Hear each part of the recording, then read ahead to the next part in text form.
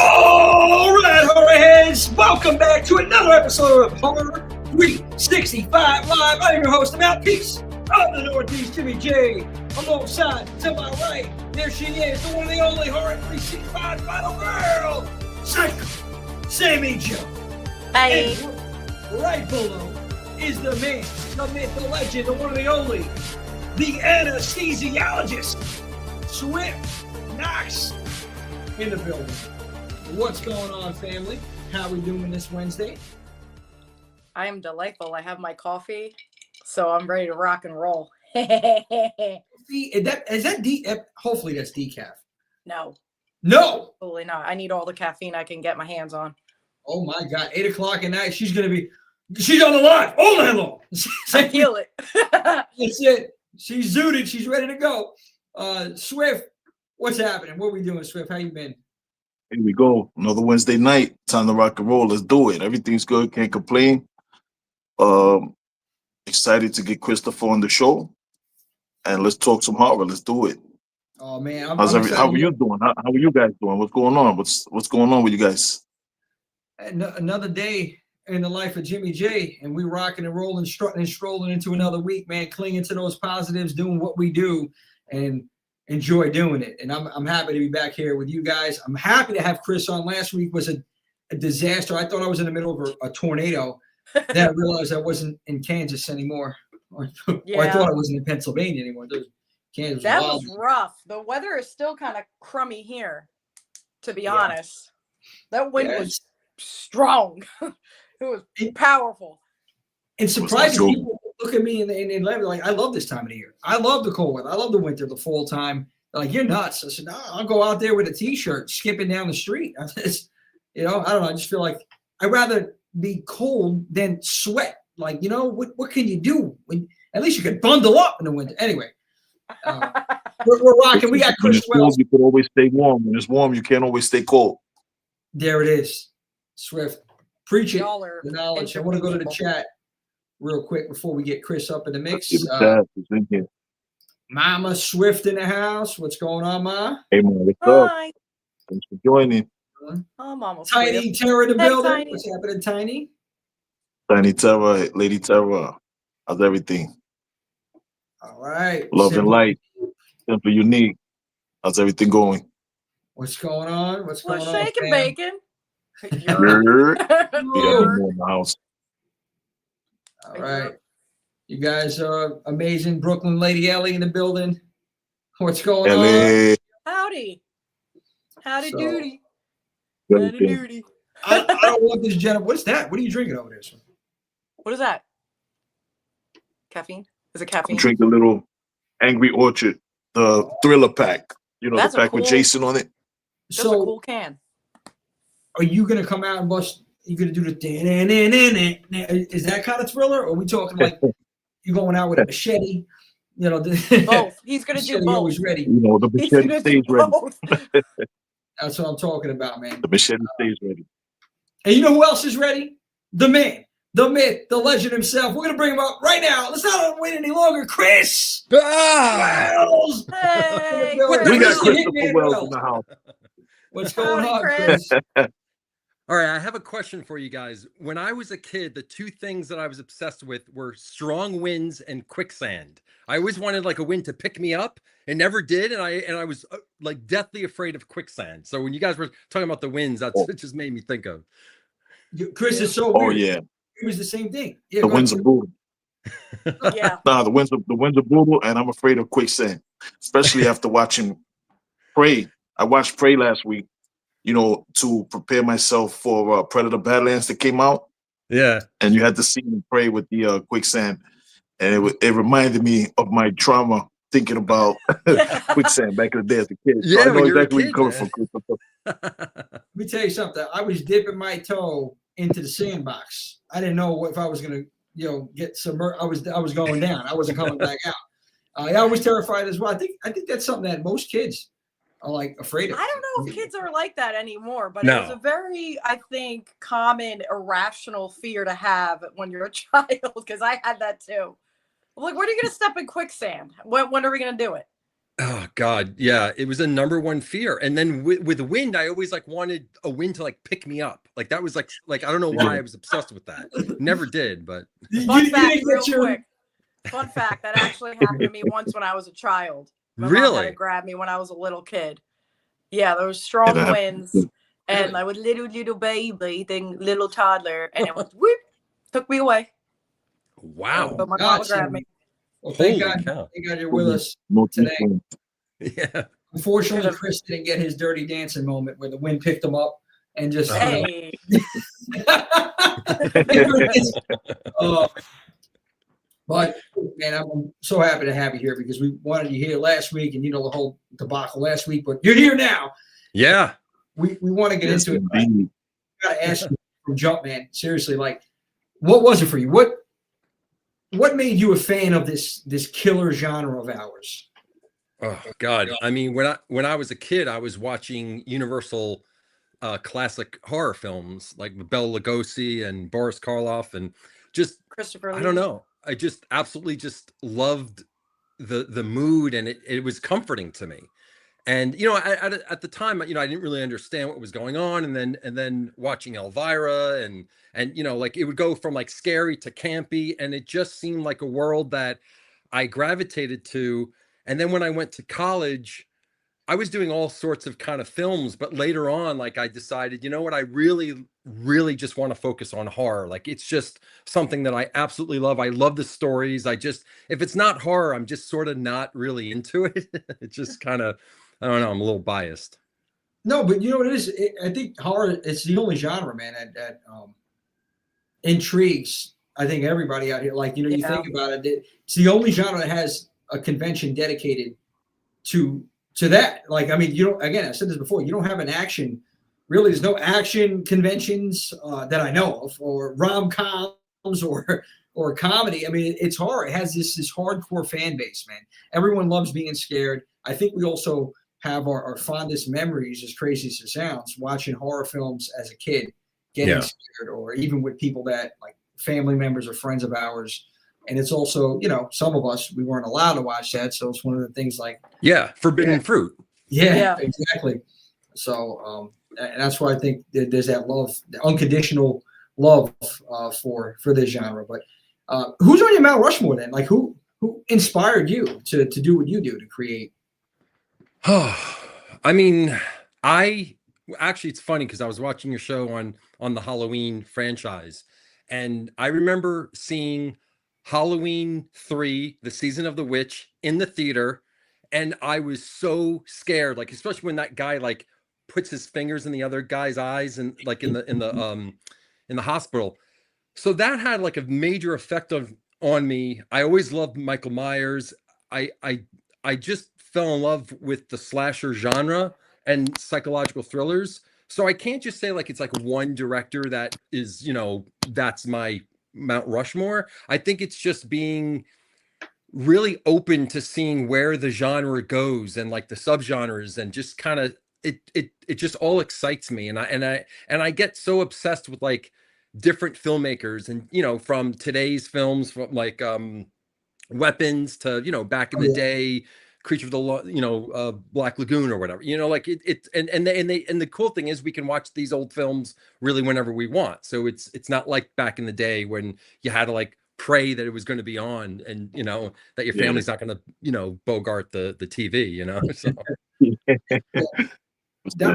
Wasn't that like something special though back in the day, right? So yeah. like it was must see TV. You had to Yeah. be in front of the TV at that time whenever the show was on. Hmm. The sense of urgency, it's gone. Blockbuster was my favorite. Looking forward Yes. to just having your nightly outing and finding a Yeah. movie that you were so looking forward to, and then getting like that Yes. family deal where it's like you get that big popcorn and your favorite piece of candy. Yeah. Yeah, those were great. And I live in Brooklyn, and on Smith Street there used to be a little video store, and it was so cool because they would have the staff picks. And I know like Blockbuster had that kind of also, but it was just so cool to, listen to what these staffers, thought were cool, and they would suggest a foreign film that you wouldn't normally think Yeah. of, or know to look for. And yeah, I miss those days. It sucks that everything, it's too much, it's just it's But having said that, it's great to be able to see an older film and study it and understand why. For instance, I'm bringing up Dracula a lot, but when they were coming from the silent era, it's interesting to kind of see now those films in the 30s, because these directors were known for doing silent films, and their use of, well, the lack of sound. And it's funny now seeing movies now how they're kind of going back to that, where these moments where they're not using a score, they're utilizing the silence. And so history repeats itself. So it's kind of interesting to kind of see where that came from. One was necessity and familiarity with no sound, and now it's a choice. But it's interesting, and being a nerd like we all are, it's fun to be able to have that. Yeah, it reminds me of that film. That's a good point. It reminds me of that film. I think it's No One Will Save You. I think it is No One with Caitlin Dever. No One Is Safe. Is that what it is? It was like alien. It's like an alien. It was an alien film. I think it's No One Will Save You. But there's no word. It's there's sound. That's it. That's all it is sound. But there's no lines in the film. Oh, really? Oh, wow. Yeah, yeah. It's the young lady that played in the television show Last Man Standing. One of the daughters. She was the star of that. But interesting. Somebody had told me about it. I watched it. It was just an interesting movie because of that. Yeah, it's like the movie that just came out a few years ago, Stop Motion. Like majority of the film was truly just stop motion, how they did back in the day. And I like how they brought that back, because besides Stop Motion, the film that just came out a few years ago, I can't think of off the top of my head any other film that utilizes that anymore. Everything is like, the AI or lots of. God, I start on this AI stuff, man. It's unreal how some filmmakers think that AI is art. It's not, and it's just. You don't go to a museum to look at like what a computer created. You want to see what humans create. That's the connection. AI is just crazy. That art. It's what's coming from art comes from the heart, right, in your soul. So it's like I like that. Art comes from the heart. That's true. It's the truth. I mean, you think it goes back to even like with, I know getting a little off the topic, but like thinking about that right now. I have a graphic design. I want to shout out Corey Kaufman right now. Killer graphics he puts together, man. It's like now they have there's an app, was it Chat GBT people are using and other forms to create these graphic designs. And while I understand it's cost effective, right, it doesn't cost a lot. If you look at it, it all looks the same, and there's no uniqueness about it. Like creativity. If you don't have capital. Yeah. If you don't have capital, you don't have an artistic bone in your body, then you got to fall in that. But artistry is a true expression from, like you said, from the heart. And when you have a talented person, and artistry could be whether it's music, film, artwork, there's nothing like getting art from an artistic person. There's nothing like it. There's nothing that AI can do can create that comes from, like you said, it comes from the heart. I'm going to say it again. There's nothing like that. That's the truest expression of a person, of a human being. Yeah. And AI is just sweat and tears into it, and all your time 100%. And all your energy just into whatever you wanted to create. And now I feel like it's just unfortunately becoming easily replaced in just literally a snap of a finger. Look at this. What Melissa says, that 100%. Yeah. And when you see it, you just feel it's like a hollow shell. You're looking at a hollow shell or something. Listen, if you don't have an artistic bone in your body, you have no capital really, and you got to just do what you got to do, then it works. But there's nothing like artistic expression. Yeah, 100%. Terminator 2, though, I'm telling you, it was a documentary. I don't care what anybody says. Facts. Perspectively speaking, 100%. Yeah, wow, man. It did more and more every day. I'm like, my God, where's John? We need you. But it's so true. I think so. Chris, what was your first project that you put together? Oh, I mean, I went to Glen Cove High School, and not crazy story, but some millionaire passed away, and he allocated all of his money, his trust, to the TV production class. So that money couldn't be touched. So by the time it was a senior class, but since I got kicked out of Spanish class, for making the class laugh, I wish I could speak Spanish, but whatever. My teacher was cool. She said, just roam the halls. So as a 10th grader, I went to the TV production class. The teacher let me in. They had green screens, a full studio, everything. And so at a very young age, I was learning how to construct a story. And as a kid who's learning disabled, who, my SAT scores is embarrassingly low, but I'm very creative, and the school system doesn't nurture that. Well, this class did. And thankfully I was able to take it from 10th grade, 11th grade, and then senior year. So by senior year, like, I was doing everything. I was editing, shooting, everything. So that was my first introduction to really feeling smart for the first time and actually having something tangible. I can, I created something that I can show off. And so that was like the birth of me getting really excited about film, understanding the fundamentals, which is, it's like fighting, if you can't jab, you're not going to win the fight. It's the basics, I saw Swift doing some jabs, so I know he knows what I'm talking about. Swift's getting flashback. No, but no, you're right. It's the foundation, and so that was school. You said in high school.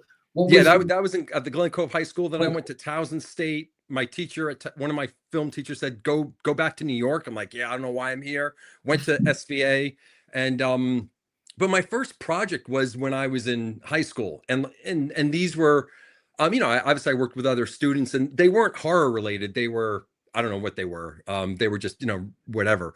But my first horror films that I was doing was when I went to school of visual arts. I didn't know what style or what I really wanted to get into. And as a filmmaker or as a student, you want to get involved with a lot of stuff because you want to, tell a story in different genres and see what works and, what really speaks to you. And even today, like, I do documentaries, I do other genres, but I love horror films. And so, but my first horror film was, I did some kind of creepy dream sequence, and it was just like this, like crazy, and sound design is something that I've always been, something that has always been something that I've been intrigued with.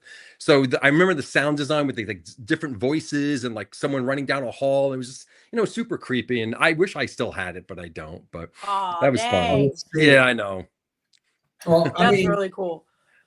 You have just a plethora of films that I was seeing here, some shorts. I want to talk about, I guess, some of the shorts first, because we talk about creepy. This poster right here, I'm going to show everybody. Cynthia, okay? This thing creeped me. Tell me that's not creepy. Yeah, no. I'm getting nightmares. It's unnerving, man, just looking at this photo. It kind of reminds me a little bit. I don't know why. But is that whose face is that? that's the actor that that's in the film. He wasn't able to grow any hair, so he was hairless. So there was no eyebrows, nothing. Totally, wow. Like he has some sort of condition, and so God. He plays the whole film is basically about purgatory, and so that was sort of that was the foundation for the luring, dealing with like a devil, dealing with narcissism, manipulation. These are characteristics that I personally hate, and if there's any chance that if I can kill those characters, I want to do it. So it's very cathartic for me. That's it. Love it. Would you you don't mind if I show the trailer real quick for Cynthia? Yeah, sure. I'll show that. Cynthia, is that you?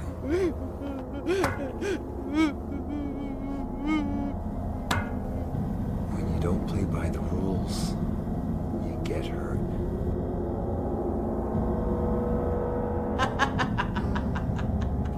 Forgive me for everything that I've ever done.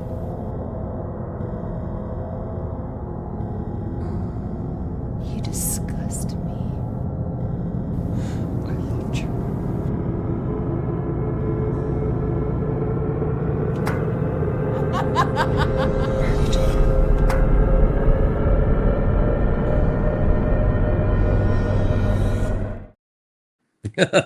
My God. Be imagery. Nope. I'm gonna see that in my dreams tonight. It's so funny because the film is like 15 minutes long and the trailer is like 12 minutes long. It's like it was like, man, it really was like that face. It kind of reminded, I don't know why. The only thing that helps me make that like it better, that visual, is it reminds me of Death from Bill and Ted's Bogus Journey. I don't know. The whole yeah. I'm like, okay. That's so funny. I don't know. It's the weirdest thing. So I'm like, all right, I like it. Get through it now. But it's yeah, creepy as hell. And you got, like I said, there's many short films. I wanted to show everybody some of the films that you had, some of your shorts. I wanted to ask you also, like, which one are you most proud of as far as the like short films? Well, yeah, I guess now, which one of them? Wow, that's like asking a parent, like, who's your favorite child? My mother had, I'll do it. I'll do it. There's no hesitation. It was my brother, but yes. Well, I mean, in terms of, man, I don't know if I've ever even thought about that. I think that, wow, most proud of short film. I'm proud of, you know, it's hard to boast myself. I mean, I'm insecure about everything that I do. That's why I try to make it as best as I can, because when you're putting your art out there, you're naked to the world, you're naked to people, you know, telling you that you suck and this and that, whatever, and you got to just keep going. And so, but it's hard, you know. I mean, you know, as people, you know, being so vulnerable and putting your heart out there, it's not so, especially when you don't have a lot of money. But there was a film that I did called Hey, It's Just Jim, and I'm very proud of that, because I shot that all by myself with my iPhone. And as the founder of a festival, that I want to help people navigate through this film maze. And because a lot of people feel like they need to get this expensive camera and lighting, and I'm trying to tell people, no, you could do it all by yourself with zero money, tell a good narrative story. Oh, wow, there's the poster. There it is. And, you know, and because there's a lot of people that do, quote, content, but I'm trying to get people to do narrative short films. And I meet a lot of filmmakers that feel like they don't know where to start, and they, you know, because they're comparing themselves to like these like high-end feature films, and I'm just trying to tell them, hey, look, you know, I can do it, you can do it. You know, that film, it was just me. There was no one else. And so I think, I don't want to say that's the most proud film, but it's definitely a film that like I try to motivate people to encourage them to do their own stuff. And that's awesome, because, you know, I feel like there's a lot of trepidation when it comes to creating films because of that. Like you said, people might judge them, or they might just be too critical of the film. But, you know, like we discussed about before, it's art, right? It's coming from that person. So, you know, it's entertainment. It's all subjective. So when you like, you're not like, and vice versa. But I that's why I never, straightforward, lack of a better word, I never shit on anybody's work, bottom line, unless it's Halloween Ends. No, I mean, I still try to find the positive, like, you know, no, but seriously, I still try to extract the positives out of everything, even that film, because why not? I mean, like, listen, somebody put their effort, their energy, their time into this, their creativity into it. You know, I give them credit for making it, for giving it a shot. There's a lot of filmmakers or up and coming filmmakers, and that's great. Like, what, I guess that would be advice. Like, what advice would you give somebody that's just starting out, like creating a film? I mean, I would just tell them, you know, you have the power in your pocket, and you know, use your phone. You could create an amazing image. It does so much for you.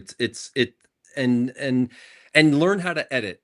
Editing is so important for directors. I consider myself an editor director, because when I started out, my first class at SVA was an editing class, and understanding that and understanding how to take things out of context. There was a short film that I did at SVA where I was inspired by the Alanis Morissette video where there's 4 of her in the car. So I did, like, you know, a video that, you know, I played 4 characters, and 2 of the characters that I play, I was actually talking to the DP at the time, but I edited it in the film itself because I took it out of context. And if I didn't understand that, if I didn't understand the fundamentals of editing, I wouldn't have been able to look at my dailies and say, oh, wow, I can create a whole conversation take it out of context and put it into my film. Or if you have a scene and so maybe it's not working, it worked on set, but maybe it's not working here, you can maybe take the beginning of the scene and put it at the end, and it can change the whole dynamics of the scene in a way that you want. So it's, I mean, I'm giving, kind of like, basic examples, but editing is so important. Sound design is so important. And I think we have the tools. You can edit for free. There's programs out there. Mac computers come with like a very basic, free, I think it's called iMovie or whatever it's called. But, yeah. And it's you got to learn to walk before you run. And if you know how to make, it's like a good DJ. Like if you're going to go from one song to another song, like you have to understand why they're going to work together and when to make that cut. It's the same thing, That's a great comparison. Yeah. 100%. And editing is, oh my God, it's one of those things, Chris. I think everybody in here, it's so tedious. It's bittersweet. It's like you're slamming things. Well, at least that's me. As I'm editing, I'm like, damn it, because I'm sitting there sometimes the video's a minute long and I'm there for like 4 hours because it's like it's detailed and then it's not like this. But when it's done, it's like, oh man, this is good. And it really it makes the film, it makes whatever it is, the vignette, the video that you're putting together. So it's so crucial, man. Critical. I feel like with editing too, it can either make or break a film. Oh yeah. Like you said, when you were saying like, all film in general, like don't be too much of a critic because it comes from the heart and everything. But, sometimes you could watch films and there could be multiple repetitive long duration scenes and you're just wondering when is it gonna stop? Yeah. So editing, it definitely is crucial. And it's also like, just jumping on what you're saying, how crucial is, like, if you have two people in a scene talking, and if you give a little bit of pause before they say their line, or you cut them, it changes the conversation completely. And all you're doing is cutting the pre-roll or extending it or whatever. And so you can create these moods, and forget about, throwing good music and a sound design. I mean, just the pausing and the it's incredible. And so my advice is really for filmmakers, you have the ability, shoot a short film, a narrative, could be 30 seconds, shoot it with your phone and edit it yourself, because those are two things: be able to shoot and be able to edit. Those are two major things that all filmmakers should really know the basics of. Absolutely. I agree, Chris. I mean, damn, I started, and I'm not a professional editor, but man, I started editing when I was younger. Wrestling videos I did with friends, like just backyard wrestling. We had Windows Movie Maker. That was the program. Oh, I don't know if anybody remembers that. Yeah, I was using Windows. It was, oh man. And then now we getting upgrading, and I got CapCut. I use CapCut's pretty good with the Pro. It has a lot of transitions and stuff. But yeah, you're right on the money with that. That and sound design. Like, oh yeah. Well, that's getting a little bit more advanced, because sound design is very tedious and there's a lot that goes into it. But yeah, you're right. I mean, sound design it really creates that atmosphere. People don't really understand how important sound is. It's the first thing people notice. If the sound sucks, the film sucks. People are going to notice that. If the cinematography is not so great, people are going to let that slide, but sound, oh my God. Or if you use the wrong sound, it can, if you want people to cry and yet they're laughing because you use the wrong sound, like it's, you have to be very careful in understanding of that. And I also think I also think that, there's a lot of free resources for filmmakers. The New York Public Library, has free resources to learn Adobe Photoshop, Adobe Premiere, BRIC, BRIC in Brooklyn, very inexpensive classes. I mean, I think that people, wherever people live, look at your public libraries. There are so many free or very inexpensive, really good courses. And I know people say, oh, I could just learn something on YouTube. It's not the same. When you have an instructor and you're problem solving your film, and you have an instructor that can walk you through that, it's very different than asking ChatGPT or whatever. It will elevate your filmmaking. And there's so many resources. I always try to tell people, like, especially in New York, I mean, we have probably one of the best library systems in the world.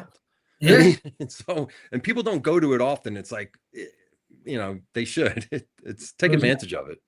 No, I agree. There's a difference there from you know, YouTube versus somebody actually breaking it down why this is not Yeah. right way to do it. Swift, what were you saying? I'm sorry. You were saying something. No, and that those are great tips. Like an experienced person, you know, actually instructing you on what to do, giving you tips, giving you things that you can't get from a YouTube video. If you got a question, well, what about XYZ? And then they say, Yeah. well, ABC. You know, there's things like that, like interaction, human interaction. We've gotten as a society too far away from human interaction. Everything's, oh, go to YouTube, go to this. There's nothing like learning from someone, like learning in the practical sense. There's nothing like it. And Yeah.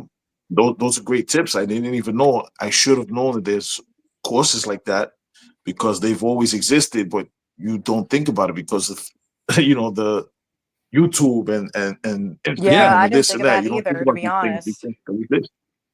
Yeah, those are great tips, Chris, and They're thank you for they're giving that very for high giving end it to the classes audience. too. Yeah. Yeah, I was courses. taking Yeah.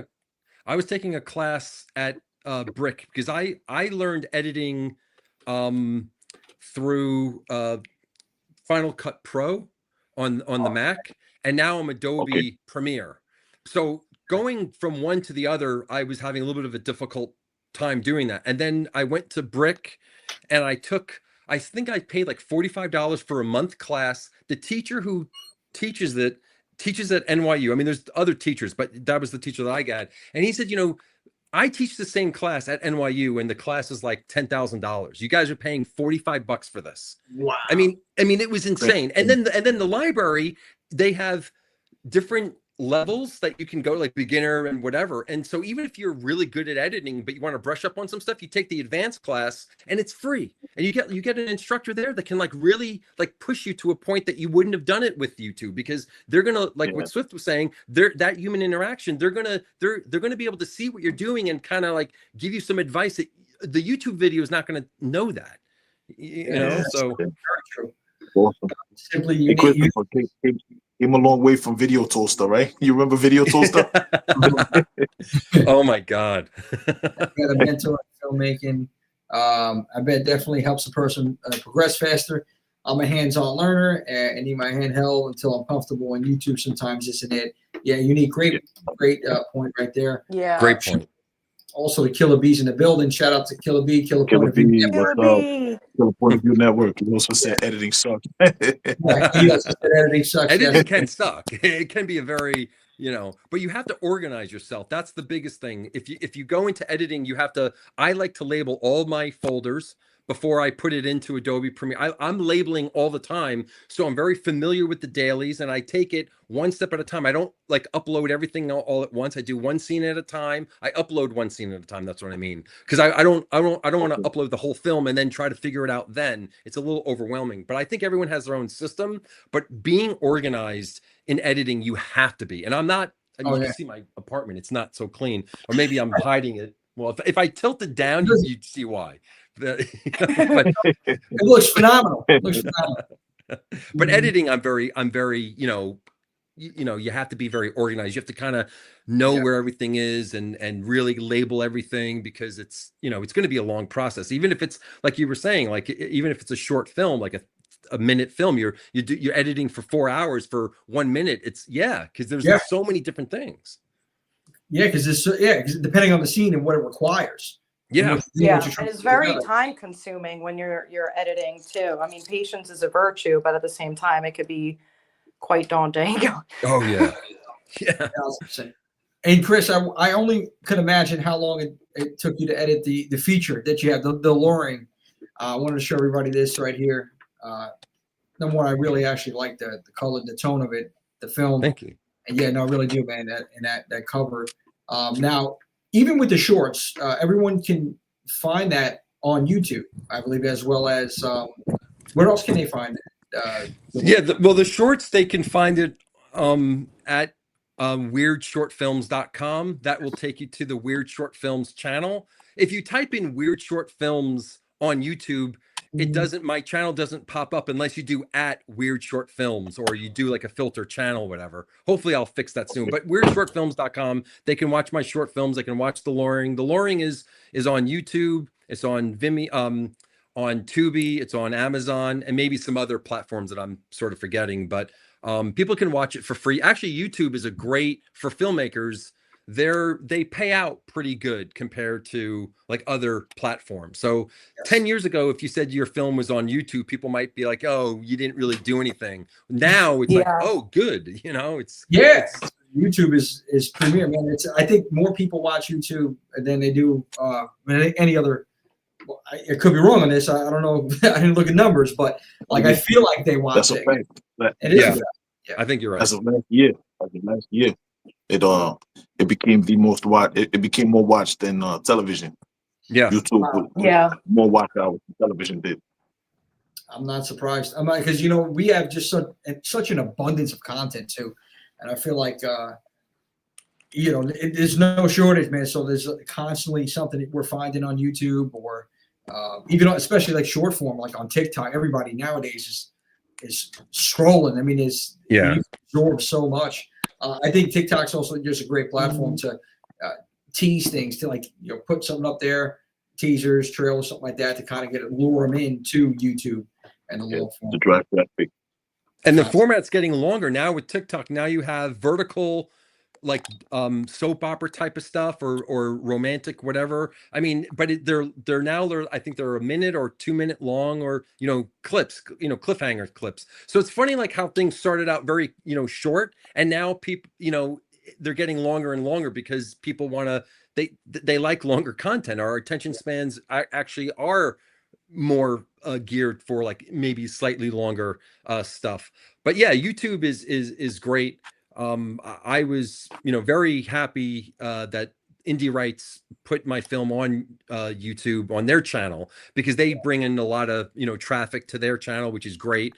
And yeah, it took maybe 4 months, 4 to 6 months, I think, to edit that. I didn't edit it. I had an editor with me who edited. I was, overseeing everything, but yeah, I wasn't at the level. Chris, I'm about to say, oh my God. I don't, if you did have to edit, I did not envy you on that. I had a question here actually from Unique. Chris, she has ADHD, so I struggle with organized. It's all chaos. What tips do you have for a brain like mine? I have a great tip. So I give this tip to when I work with a writer. I do writing sprints. So you time your timer for 5 minutes, 10 minutes, 20 minutes, and you get as much organized as you can. And then after, when that timer goes off, take a break, 5-minute break, and then you go back. If you try to plan, whether it's writing, organizing your films, for editing, whatever, and you're trying to do it for like the whole night, or like, oh wow, I had 4 hours and I got to do everything. No, break it up in little pieces, in bite-sized pieces. That's when you want to write a script, and you got to just concentrate on that 20 minutes. And when that timer goes off, take a walk. And walking is also very good. Don't just take a break and sit in your chair. No, get up, get the blood going. And then when you come back, whether you're organizing or whatever it is, you're going to have a much better perspective. And like I said, having those little bite-sized times, that's my number one, advice to give to that person that asked that question. Interesting. That's great advice. Yeah. That's great advice, Chris. I was thinking about walking. You're right about that, man. Nikola Tesla used to walk, a little fact, but he used to walk, I don't know how many miles to and from, was it work I read? And his brain, come on, Nikola Tesla. It's something about it. Like I feel like I'm more productive. The more I move, the better I feel, and the more productive I am. So I am a pacer, not the basketball team, but yeah, I had this problem. Even my wife said, could you sit down? We're trying to watch a movie. I'm like, yeah, I'm good. I'm up like this. And, there's so much on my mind. I need to walk. Yeah, just walk, and I just think more and write things down. So, I think the longest I sit in a week is when I do this, when I do the live stream. And even here, I'm in the chair fidgeting. But that's good stuff, man. No, that really is a good tip, because we do that at like the school, even for the kids, to help them focus. If you feel like their brain is just too scattered and they can't get centered, or they get overwhelmed, I'm going to try that. So thank you. Yeah, let me know how it works. It works with me. Look, we have so many distractions. Another thing is turn everything off. Don't have your social media on, turn your phone off. You got to understand that that phone isn't going to ring. If you don't turn it off, in the back of your subconscious, you know that you might get interrupted. You can't have that. You got to turn it off. And then, maybe if you're going to have a 5-minute break, maybe 2 minutes out of that 5 minutes, maybe you can look at social media, whatever, if you need to, whatever, but then you got to turn it off. So yeah, it's helped me. I get it. I mean, I think everyone nowadays has sort of, that where, you're feeling anxious about other things because there's so many things happening in life, and and there's so many like opportunities for us to be distracted. And so you got to minimize that.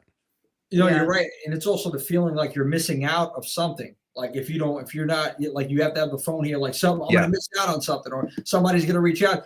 It's that you get anxiety. People just get worked up, and then, you get distracted. Like you said, there's so much of that. So I think that is very wise. Just turn the phone off or put it on silent, put it down, focus on your work, and take breaks. Take breaks. You're more productive with breaks, for sure. Oh yeah. Keep yourself motivated a little bit. Absolutely. Could you go back to that? Yeah, Killer B. He says, I definitely wanted to learn more about editing. I spent 8 hours on a 2-minute clip a couple years ago. Surprised my laptop is still in one piece. I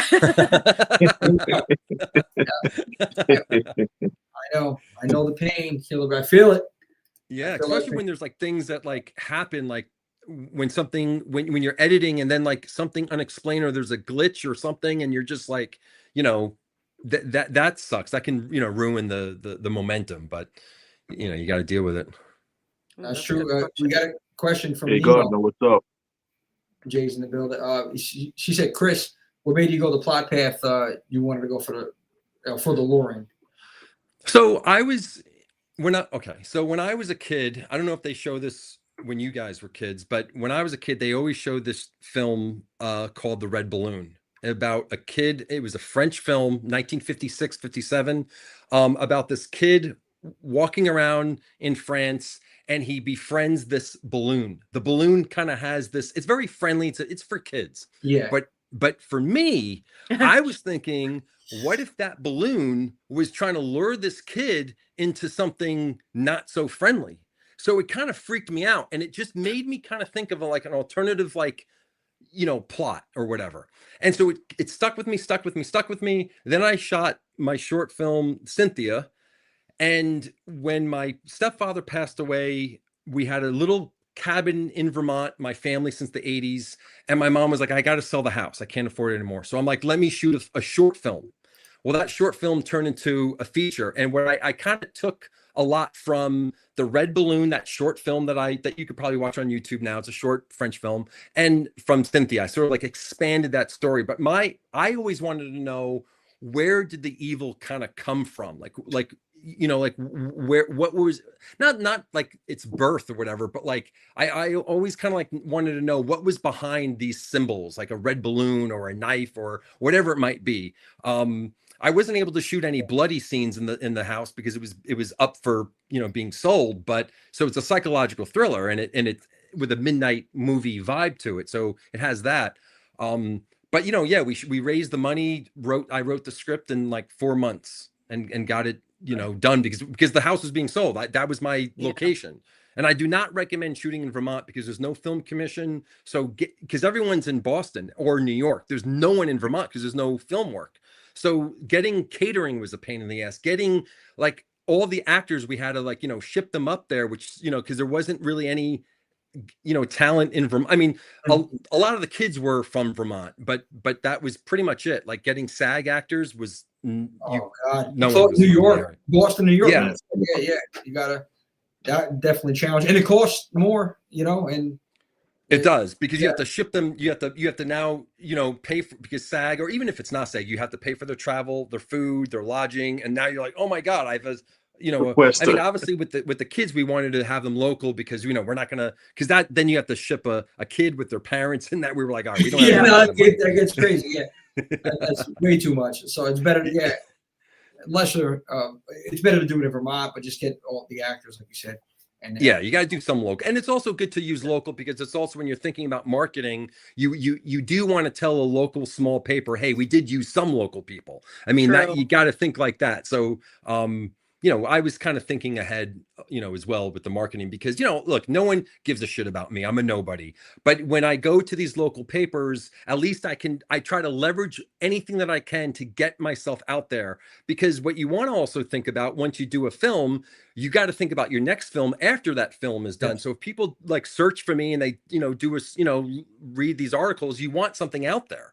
And so, even if it's a small paper, hey, it's better than nothing, Yeah. Smart. No, it really is smart, Chris. Thinking of marketing wise too, especially like if you have like a premiere party or you try like people that are local, they're going to bring their family, their friends. You're going to have, I don't know, maybe it's me thinking on that level, like you have a packed house because you have people already in town. And there's that built-in fan base, but you're also supporting your local community wherever you're at. So it's all around. It's all around. It's a win.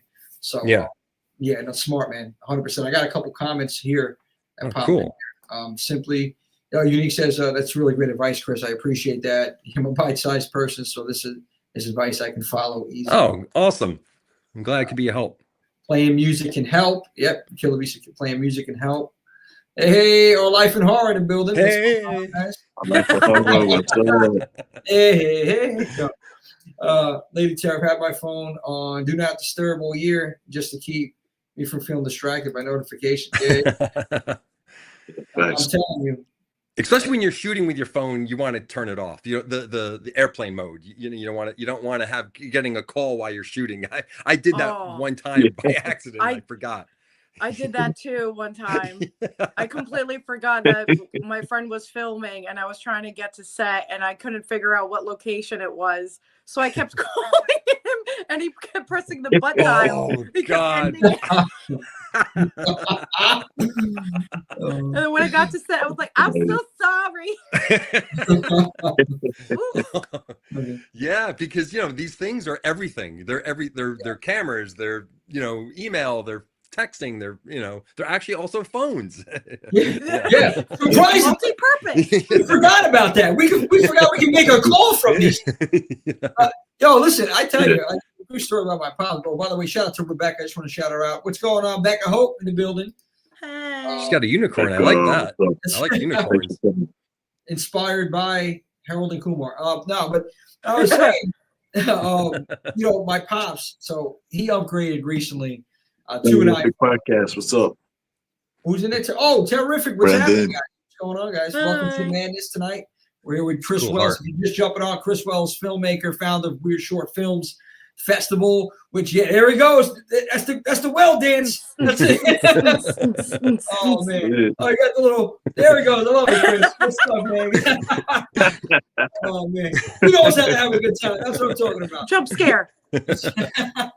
We're gonna get to that festival. Then I forgot what I was saying. That was a great move. No. I distract you with my moves. That's it. I'm done. No, my pops. That's what it was.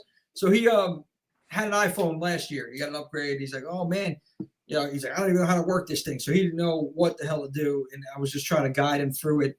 Man, he locked himself out of the phone, when I tell you. And he kept punching the pay. He went out and said, well, we can't recover your phone because they want to make sure it was his. Man, he threw a tantrum in the store, man. He threw the phone. F this service. What do you mean I can't get my phone? He's like, I couldn't even get in contact with him. He called me from his girlfriend's phone. He's like, I don't got a phone anymore. So he told me the whole story. And then he's like, I'm downgraded. He got a flip phone now. He's back to he's like, just call me. I'm not doing this texting. I said, no, yes. I'm with you now. It's old school, man. It's like, I'm talking like he has this Zach Morris style phone, man. Like, very good job. Like why are you carrying this phone? Is it a brick phone? The gray bricks. It was a flip. Now it's like a giant Nokia. I'm like, what are you doing? Like, he's like, yeah, just call me. I see you carrying around a cordless phone in the street. What are you doing? I miss the old phones though, where like when you get mad at someone, that satisfaction of just closing it. Yeah. Oh yeah. Really? Yeah. It was something about that too. Damn you. Yeah. Yeah, Razor yeah. phone. It just felt good. You slammed the phone on it. Boom.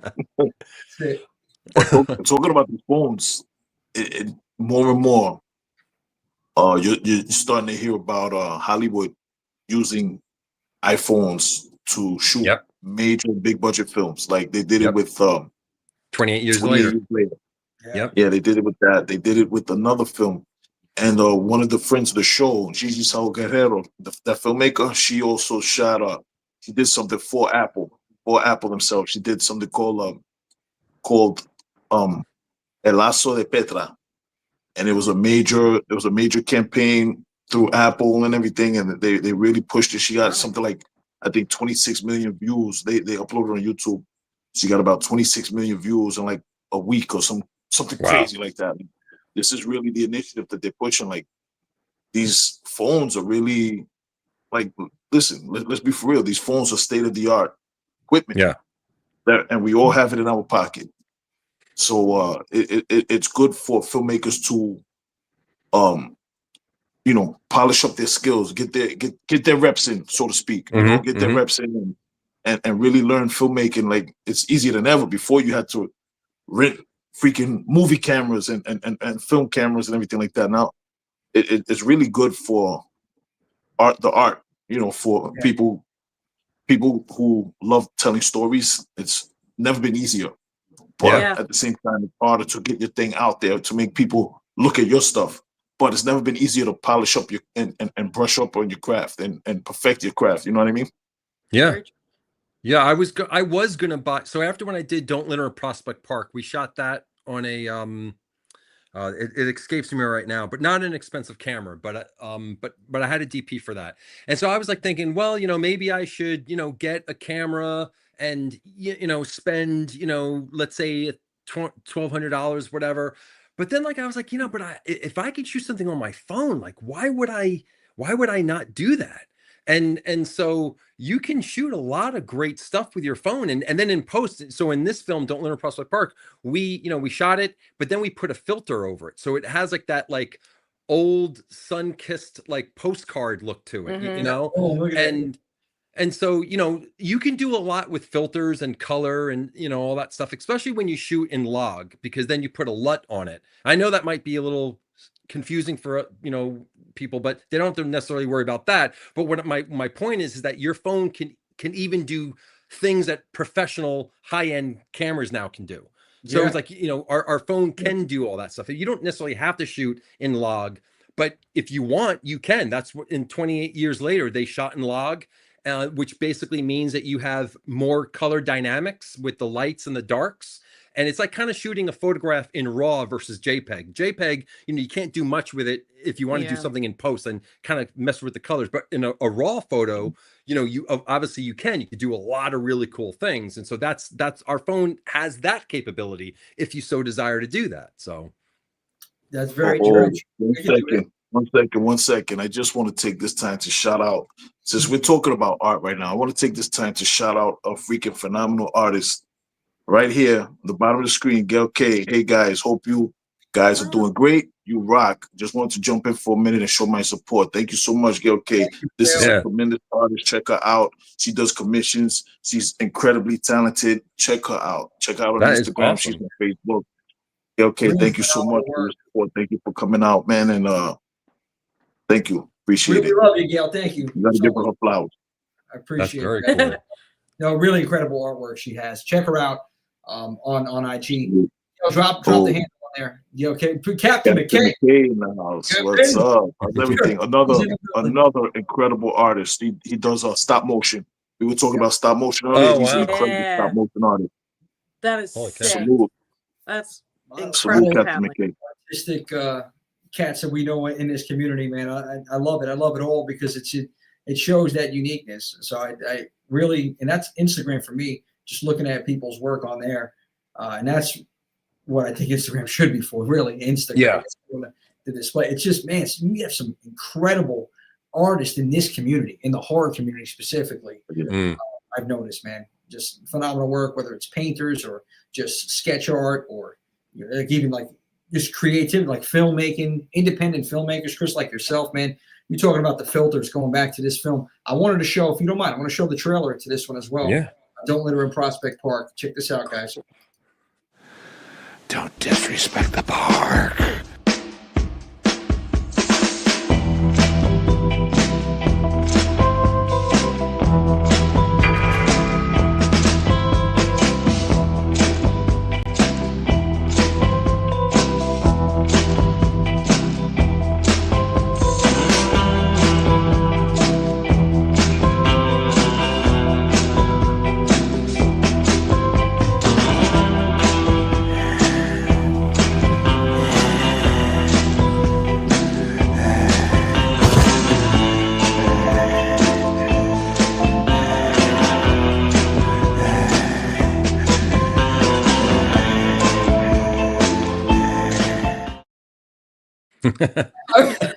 Cool. We sold with the music, the facial expressions, and the hairdo. I'm done. I'm like, that's it. You got me. I really do love the vibe, just the vibe of it and how it flows. It's like a fever dream. You got a lot of unique films seriously. Yeah. I mean, the positive way possible here. Like a lot of unique pieces of work, Chris. And speaking of which, I had to show. So I was talking about this before. I wanted to show the luring while we got people on here. And check this out. Please show some love on YouTube. As Chris stated before, that is the platform I believe that you get. They can if they watch it on YouTube. That definitely helps a lot. Leave a comment. It's grow that engagement, grow awareness to it. That's what the name of the game is. Teamwork makes the dream work, folks. Check this out right here, the luring trailer. And we'll talk about it right afterwards. Hold on one second. Let's pop it up there. We love it up here. It's just so beautiful and peaceful.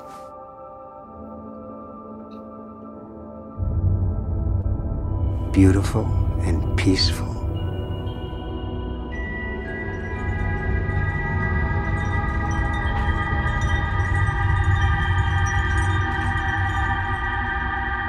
Yeah. I guess you could say that.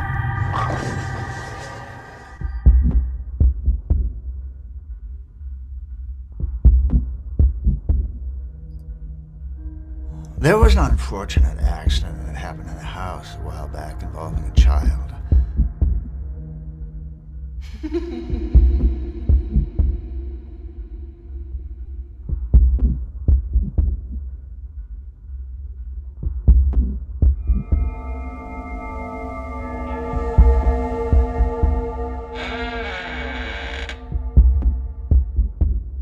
I'm starting to get this unsettling feeling.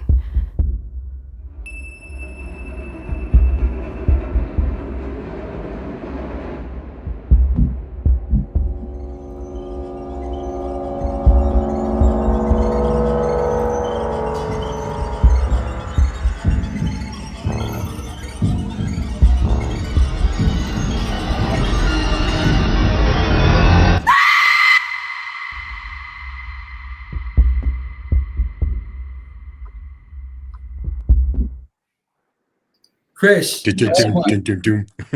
if that isn't like unsettling, I don't know what is. You talk about sound. Yes. Oh my God. Like, when I seen that trailer, I'm like, I loved it. I absolutely loved just the sound, the vibe, the tone. That dude was creepy, man. Like real creepy. And the way the cinematography, it shot well. I can tell you that much. Yeah, thank you. Yeah, man. Now, everybody who hasn't seen it, I'm sorry, 1 second, Jimmy. For everybody who hasn't seen it yet, I gotta warn you, it's heavy. It's heavy thematically. So prepare yourself. It's a heavy film. I was trying to freak really myself out when I wrote it. Yeah, I did. I mean, scare myself. We got some comments on here. Killer Beast is fire. Very cool. Becca Hope says Mama Swift is creepy. Yes, that looks interesting. Yeah. Phenomenal film. Very beautifully done. Thank Absolutely excellent. Yeah, the sound is beginning to the end. the sound design is something that I really pride myself on that film, and what I had to have was it had to be subtle. It's not overt. And there's like even like in that first scene, we kind of introduced the audience to the sound design where like the sound like sort of like dips in and out and like just weird subtle things that like I think makes a film. And we were lucky enough to have an original score, and that was not something that I was originally planning on because we were working on a very limited budget, and thankfully we were able to get that. So sound design is such a big thing, and I think it really kind of uplifts the film. So I'm grateful for you guys for showing the trailer, because it was a lot of fun to make. Of course, man. I was very impressed, Chris, when I seen that trailer, and again, even the shots, like I said, the cinematography, the sound itself. I got vibes. I got the Shining vibes. That's what I was thinking. I wrote Yes. that down in my notebook. Oh, I'm sorry, Sam. Sam, what It's in else the do you notebook. have? It's official. What else do you have in the book, Sam? I want you to talk a little. I talk too much. Please go ahead, Sam. No, I write because I forget very easily. So I I love have that notebook. my notes on Wednesdays. Oh, I love it. I think Hey, that's listen, great. you're not the only one. I got things written in my book all the time now. That was so crazy. Yeah, because I was thinking throughout the whole thing, I'm like, why does the vibes remind me of something? What movie gives me this type of familiarity? And I was like, The Shining.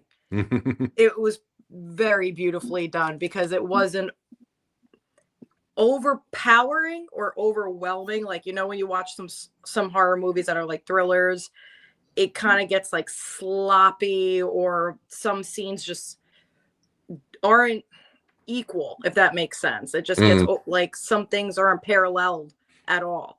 Wasn't and I felt balanced, like yeah, there's no balance. Yeah. And I felt like with this, it was perfect because again, from beginning to the end, it had that Shining vibe of like this eeriness, this uncomfortable, but at the same time, this claustrophobic vibe, especially in like the cabin or that house they were in. Yeah. So it was, I mean, I grew up going to that house. Go ahead. It wasn't feel good, man. Let me tell you, it's heavy. It's a heavy experience, heavy viewing experience. But listen, I was completely, immersed the whole time. And these days, that's very hard to do. You're watching something automatically, like you said, you go on your phone, you do this. We suck at the skill of watching movies these days. Yeah. So many distractions. You can't stay focused for more than 5 seconds. It's like we're worse than a 3-year-old, and we're all grown. But I really had a good time with it. Everybody just, this film is pretty heavy. So go in there with a certain mindset. Go in there with the mindset, like, listen, I'm not gonna have a lot of fun. I'm not gonna, it's not gonna be, it's not gonna be a fun game, No, you talked us a little bit about this film, Chris, about creating this and the film in general. I don't want to spoil it too much, but whatever you can disclose without spoiling. Yeah, I mean, I since the house was up for sale and it was my mom's house, I didn't want to disrespect it. So obviously I couldn't do a slasher and put blood all over the place. I mean, it was bad enough we were shooting in mud season in Vermont with a crew of, X amount of people going in and out of the house. But I mean, how the house is still standing. I mean, there was nothing was damaged, which is incredible. But I wanted to write something that really freaked me out. And when you put kids in a horror film, to me, that just freaks me out. And just kids in general freak me out. Oh man. Because it's like you don't want anything to happen to a kid, and when it does, it like Swift was saying, it puts you in a different kind of mindset. And so that was something that I when I was writing it, you kind of second guess yourself as a person, because you're thinking, why am I thinking of these really horrific things? Because I try to be a nice person, but the writing sometimes can be very fucked up. But I wanted to have like that midnight film vibe, midnight movie vibe, like that cult kind of vibe. And so it was fun to write because there's aspects of it that have that midnight film vibe, and so I think it kind of sometimes it catches people a little off guard because they think it's going one place, and then hopefully it takes them to a whole other place. And there's like, you know, kind of tropes that I try not to or I kind of like dance around, like there's a shower scene that does not go the way that you would think that it would, but you learn a lot about these characters, and again, it's subtle. It's in not every, I don't want to spoon feed the audience with everything. There's certain things, character development, like in that shower scene, like you learn about, again, you know, their dynamic between the girlfriend and the boyfriend, you know. But I knew that once you show a shower scene in a horror movie, they're going to think something. And so like I like to kind of set expectations and then redirect the audience to something else and kind of mess with the audience, because you know that they're like expecting something. Like to swerve the audience. Yeah, exactly. So it was a lot of fun. It was a 22-day shoot, I think. Oh wow. Okay. Yeah, and we would shoot for, let's say, well, we had night shoots and day shoots. So we had the first week, I think, was the day, you know, shooting during the day, and then we had 2 weeks of nights, and then the last week of day. And then the last stuff that we were shooting was with all the kids, because they were local, and that was going to be like, you know, like the most craziest part. But yeah, I mean, but getting that sound design was something that I really, you know, wanted to have, and I'm very proud of. I mean, all the films that I do, I pay attention to the sound, but The Luring has something about it that I think resonates really well. And there was actually, to your point, Swift, you know, with people watching stuff, you know, on the YouTube, on Indie Right's YouTube channel for The Luring, someone wrote the best compliment. They said, I normally play games on my phone when I'm watching a film, but not with this one. And I'm like, I took a screenshot of that, put it on my Instagram, because I was like, that's awesome. Even if it's just one person. Dude, I'm sorry, guys. There was issues with the connection. I was hearing you, but I couldn't see anybody on here. But I heard everything you said. Yeah, I don't know what. So I was like, "What the?" It's like I think because I was trying to upload something about the next segment we're about to do, but that might have messed something. But I heard everything you said over there. But that is the best compliment anybody. Yeah, very especially nowadays. So you're really good stuff. And speaking of the sound was its own character in that film. You know, the sound was the character in that film. Yeah, and I encourage you, please. You got to check out the film. Got to go to YouTube. The link, Chris, we're gonna pop in the description as well. It's in there. It's in How there. many? I'm the just link curious. is in there. How many balloons did you have to have? Oh my God. I mean, and before we started shooting, my producer, Brian, said there's a shortage on helium. Somehow there was like a shortage on helium. Helium was somehow there was like some news report saying that there was so we were like, wait, are we not going to have enough helium for this fucking movie? Like it was like a thing that like we were worried about, because there was, sure enough, there was a news article saying that there was, I mean, who would have thunk, you know, a shortage on helium. Thank God we got enough helium. But yeah, there was a scene towards the end when the balloon, because the balloon kind of has its own kind of thing going. I mean, I just have to say, I don't like films that tie everything up in a nice little bow. I like to have a little ambiguity. And so there's certain things in the film that I want the audience to come up with their own conclusion. Like I definitely bring them to a place, but I like a little ambiguity. All right, you like ambiguity. I say that all the time. It makes it so much more interesting when I don't want to spoon feed the audience. I didn't want to do that with The Luring. And there's things that like people debate, but if people leave a comment on the YouTube, I do my best to reply, because again, it's all about engagement. And like even if people don't like my stuff, like I'm grateful that they watched it and they gave it a view, and it's at the end of the day, it kind of comes down to that, just building the analytics. You got it. Nemo said something back there, Jimmy. Could you run it back? Oh, right. Oh, honestly, I was Team Claire the whole time. Okay, yeah, that's this kid. The kid, I'm baffled with the shortage of helium. I'm like, what are they doing up there in Vermont? What's going on? What are the chances of that too? Like while you're filming, out of all the shortages, people out there just. It was a concern. It was a concern. So yeah, so I mean, when balloons were popping and we were like, oh my God, like we only have this big tank. What are we gonna do if we run out? You know, we were nowhere near running out. But you know, I don't really work with balloons. I'm not like a clown where I do balloon animals. You know, I have no idea. You know, my first time dealing with balloons. But the balloon was a paid actor, by the way. It was very well done, that balloon. It's SAG actor. No. Yeah. That's a union balloon. Take it easy. we can only do this right here. We can't do certain things. You're only supposed to act in this. That's it. No. Nobody touched the balloon. That's it. But getting to that point with Claire being Team Claire, you know, I knew a girl who was in an abusive relationship, and she confided in me how abusive this relationship was. But she kept going back to the guy despite me telling her not to.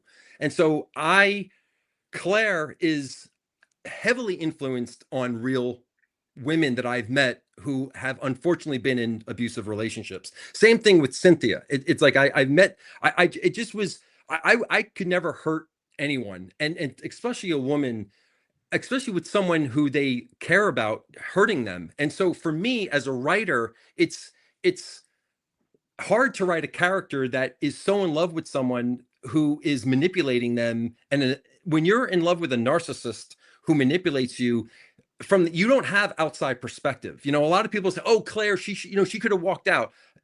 I've met a lot of Claires, unfortunately. And 100%.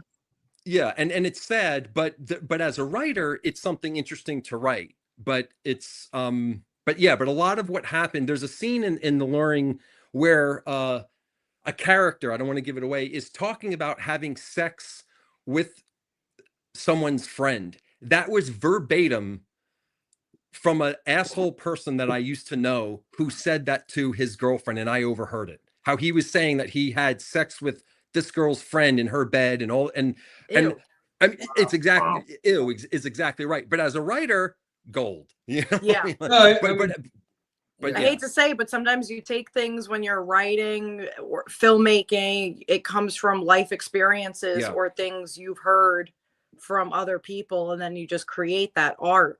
It's dark and scary and sad, but it makes a good film. Yeah.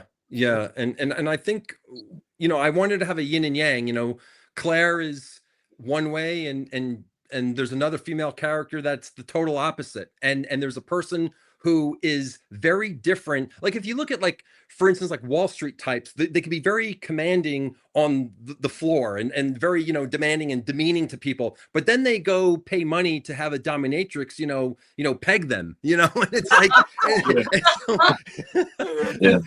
so that dynamic is actually interesting to me, because like, how can you know, people can just be who they want to be in front of who they want to impress or whatever. Yeah, but you don't know how they are. Yeah, it's exactly. And so that it's called a narcissist. Oh man, that was funny. Get this image of like a new Jordan belt for new freaking Wolf of Wall Street too. No, anyway. But yeah, you know, it's so true. Like, you know, a lot of times scripts are inspired by true events, and especially even if it's based on that too. That's a whole other topic of discussion. But based on a true story, people hear that, it's just, you're generally more intrigued. Oh, this happened. I mean, you know, you're more like invested. But yeah, we get inspiration from, unfortunately, some real life horror stories and situations. But, yeah, absolutely. With his life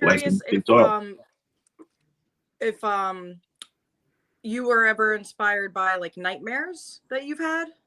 Yeah, I mean, The Luring deals a lot with nightmares. When I was a kid, I used to have a reoccurring nightmare that my parents would go into my room and they were unpacking the room, but there would always be one box at the very far corner. And as I would walk to the box, they would shut the door behind me and turn off the lights, and now I'm trapped in this room, and then I would wake up before some monster came out of the closet. So that, you know, had me kind of thinking about the nightmares that in The Luring, what happens when they go to the house, it kind of takes apart your weakness and magnifies it. So if you're insecure, you're going to be more insecure. If you have, and it kind of goes through nightmares, like, that nightmares to me is sort of like a purgatory place, because it's sort of like we're not really in this plane, we're in some other and some other like astral projection kind of purgatory, whatever, you can use poetic license. So yeah, nightmares was heavily, I that was something that I wanted to put into The Luring, and it sort of manifests in certain ways depending on the character. It's gonna the house would affect me different than it would affect you, let's say. But if you have a strong will, the house may not affect you because it can't get through that. But narcissism is also weakness. It's just posed as strength. And Claire's, Claire's, she is insecure. She doesn't know enough to stand up maybe for herself the way maybe she should, and that's going to not do well for her. No, you have to just watch. Melissa Simon says here, the trailer has me hooked. I cannot wait to watch it tonight, and I felt the sounds in my bones. That's awesome. Nice.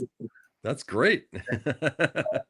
Becca says she has some good stories for you. It's not funny, it's sad, but it is sad. You gotta laugh. You gotta laugh. Same here. If you need any Nightmare. stories, I got you. Yeah, that's it. We got a lot of inspiration right here in the chat, Chris. We got to definitely send him over Chris's way. He'll sit down and chat with you about the next upcoming film. Good stuff. I wanted to we got a little segment here, Chris. We've been having fun the whole show. We're gonna have some more fun right now. It's called Nice. the 2-minute drill. So I'm gonna ask you a bunch of questions. It's no right or wrong. It's your best response, and do it in 2 minutes. And what's the prize? Whatever. I'm ready. Then next time, the prize is the next time I see you, drink on me. If you don't drink, you get a Coke or a Pepsi. I'm talking about the soda. Wait, Coke? Or... No. Listen, my pockets ain't that big. What kind of show is this? I'm talking about the cooler. Jesus.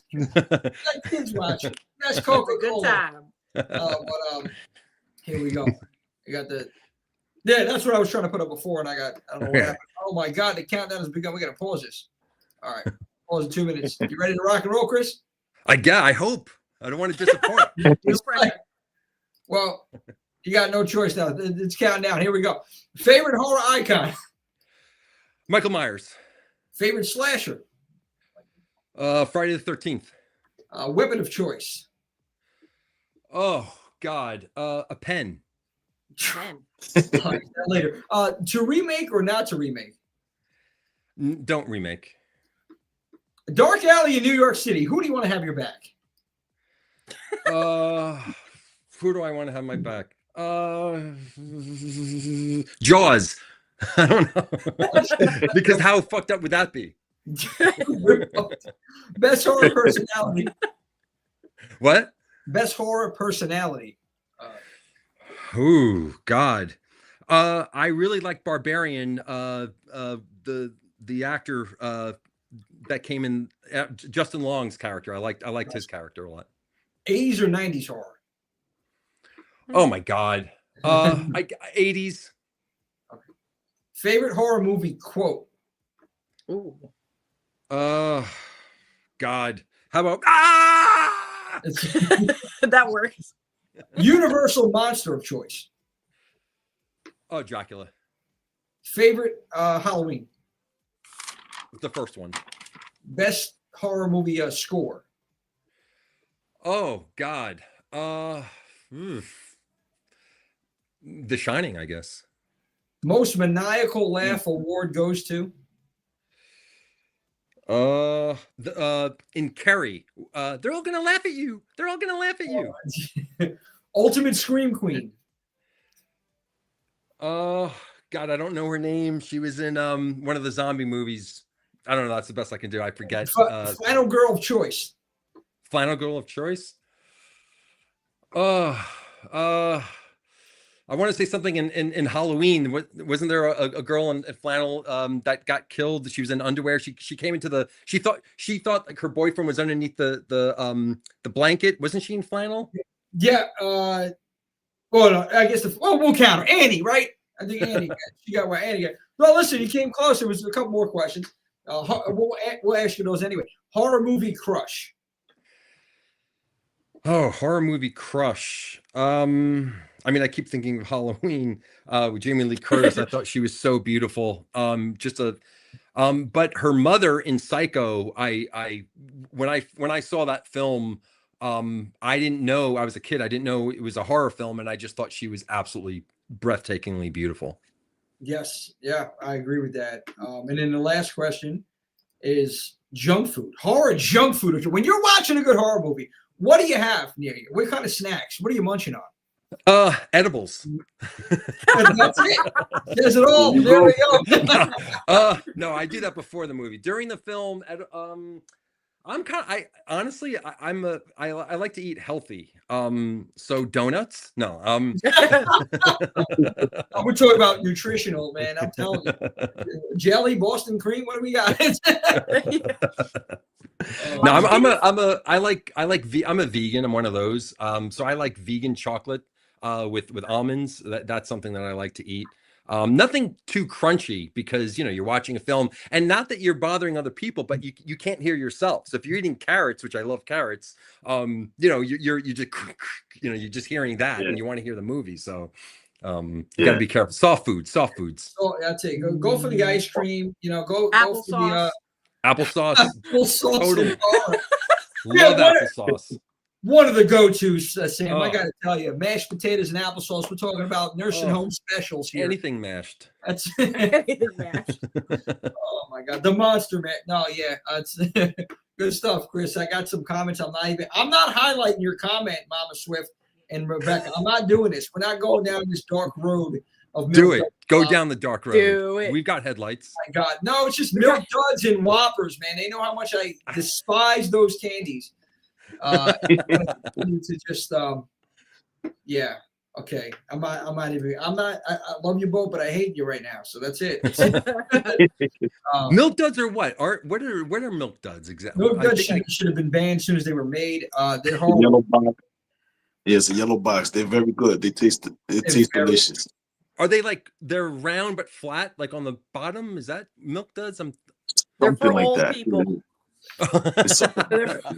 Them and Whop. Listen, first of all, those candies should be boycotted. I'm telling you right now, I was disappointed.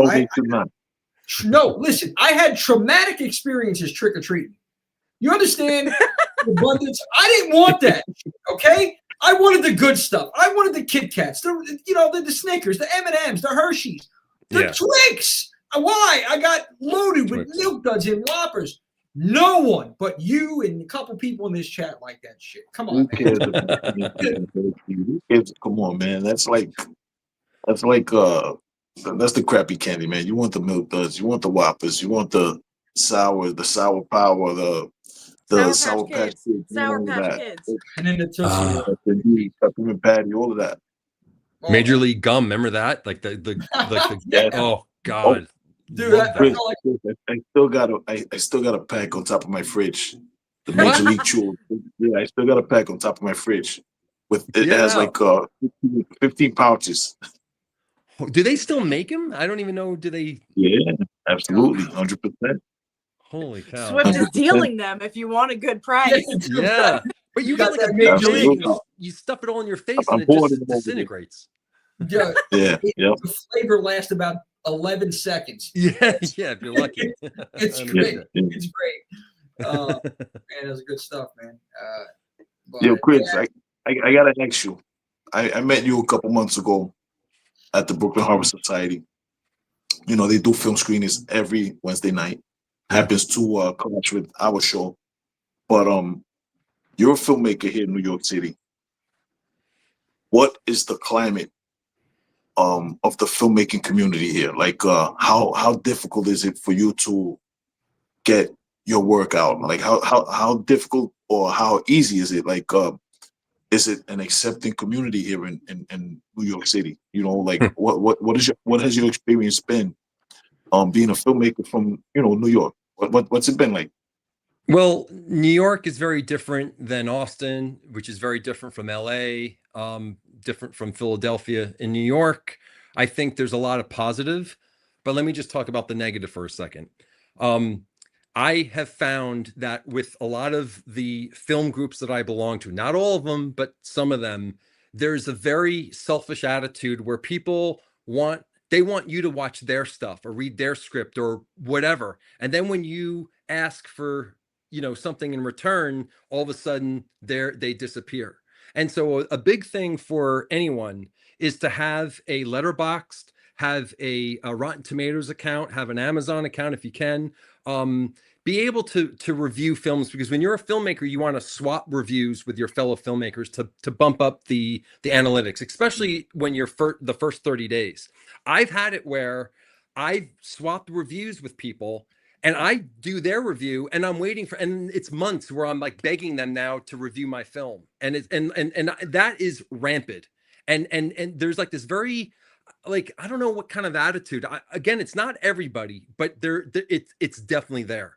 So, but the good thing is that, I want to help filmmakers, and that's why I started the Weird Short Films Festival, because I give a shit about other people's success, because a rising tide lifts all boats, and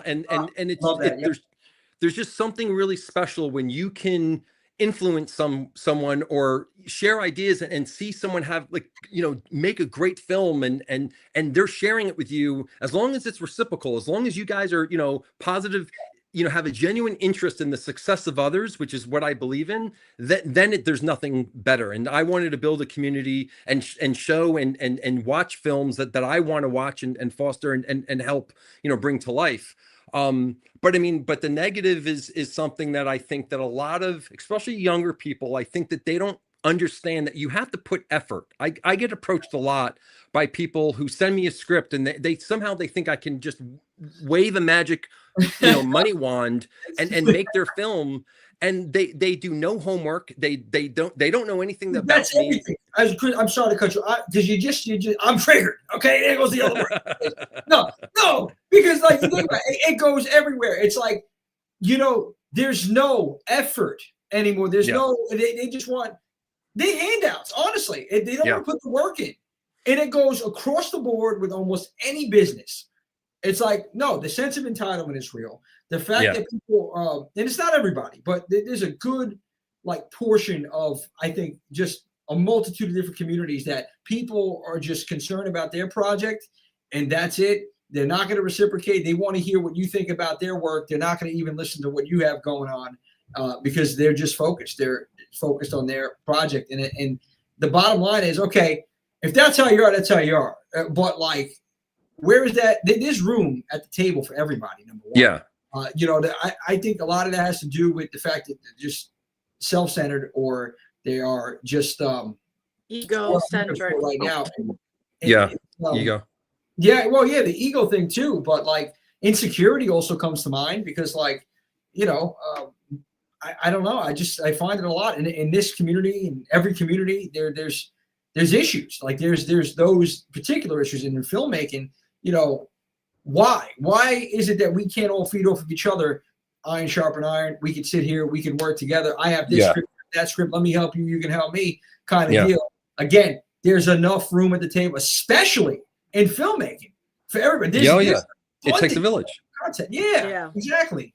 So I don't get it. I just anyway. I'm sorry to cut you off. Continue. No. I mean, it's an unfortunate reality, and I don't understand it, because when I was going through School of Visual Arts, it was really about community. I mean, independent films were just becoming like this thing. This is like when Brothers McMullen was out and Clerks was out. I mean, these were really great 90s, the films of the 90s, and it was something to kind of stick your thumb at the establishment by making something really low budget or whatever. And then Hollywood, took it over and said, oh, look at our multi-million-dollar independent film. Independent film used to mean low budget. Now it doesn't mean that anymore. But so now, it was, you did your homework. If you wanted to work with a director, you watched their sorry for cursing, you watched their movies, but with nowadays, it's no one wants to put in the effort. And it's super weird, because I'm the type of person that I'll give myself first,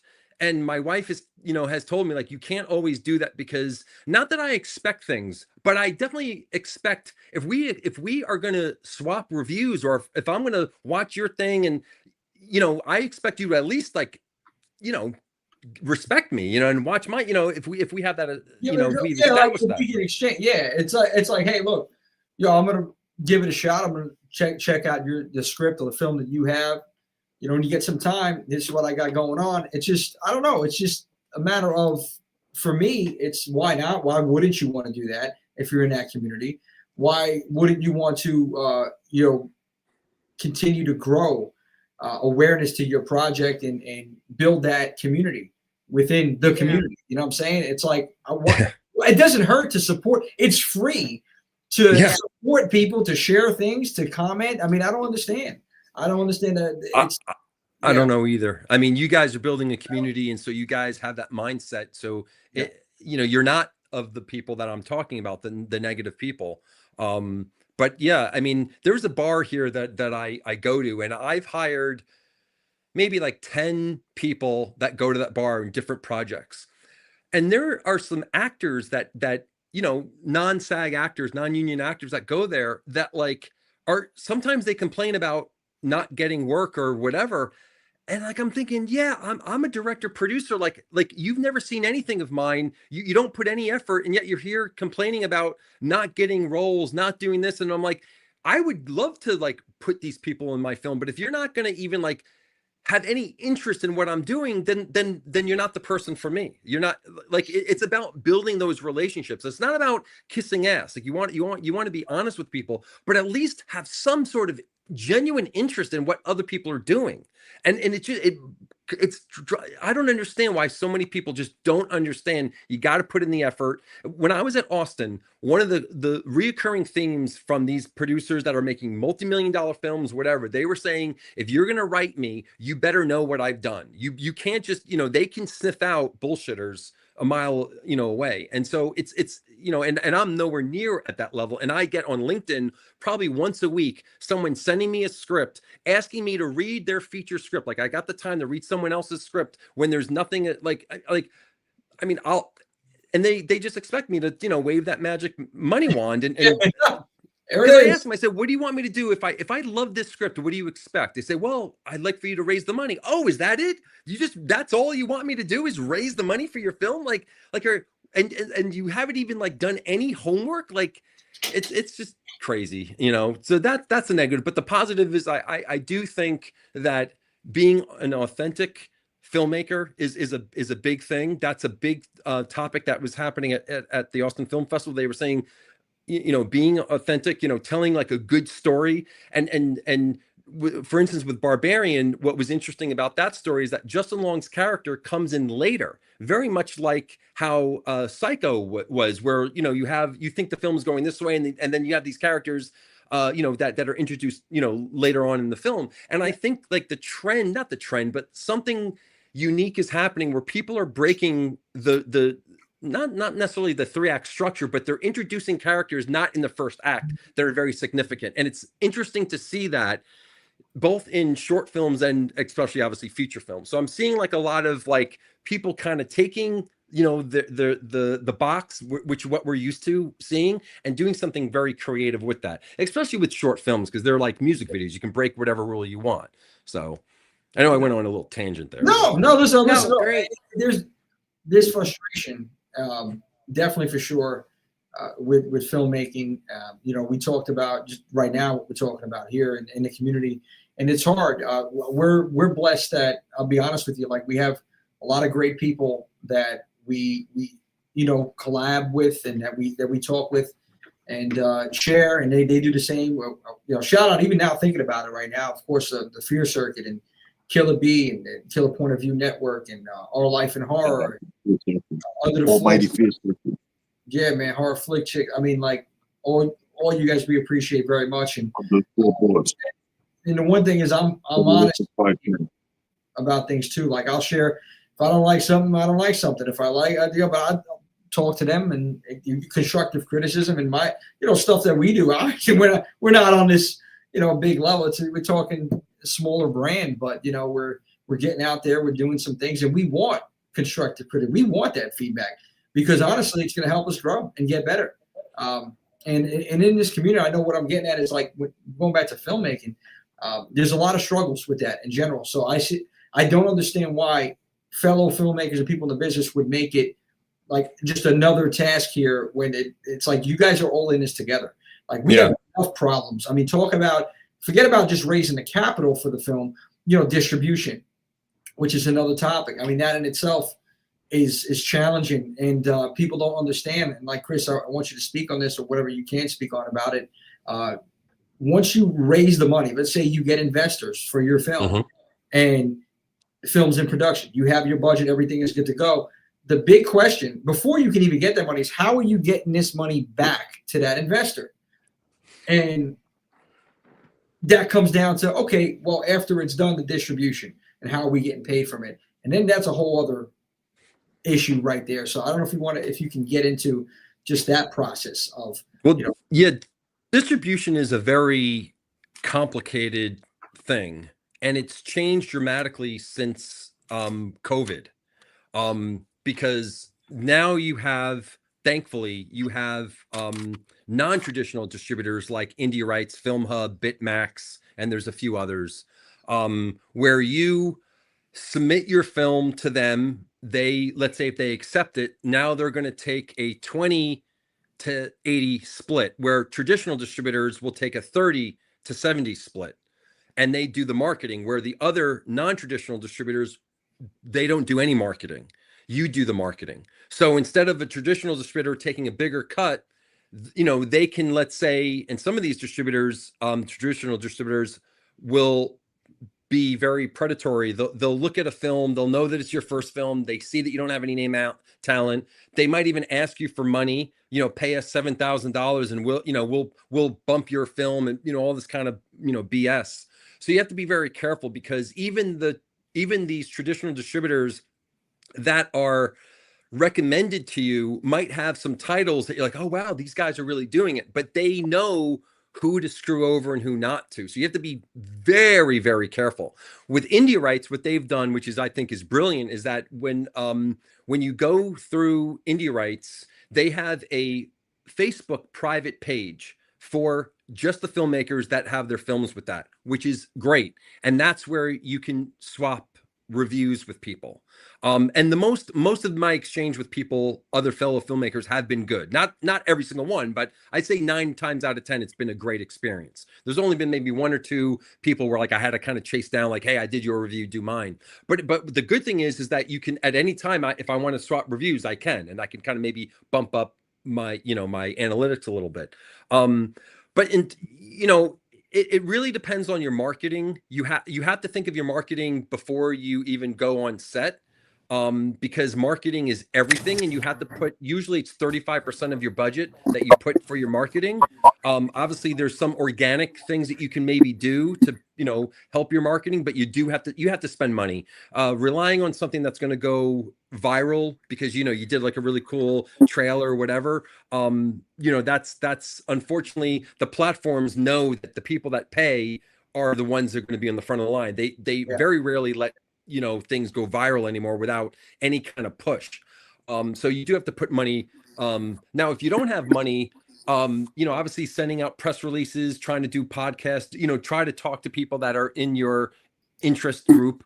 But having a publicist, I've had publicists before for some other films that I've done, and that helps. It's very, I think, a smart thing to do as a filmmaker is that if you do have a publicist, learn from them, because publicity marketing is everything in terms of film once it's finished. Like if you don't have a good marketing plan or a publicist or whatever, or a path forward, in terms of, it's going to be very hard to recoup any money. The Luring was my first narrative feature. I did a feature documentary before that, very small.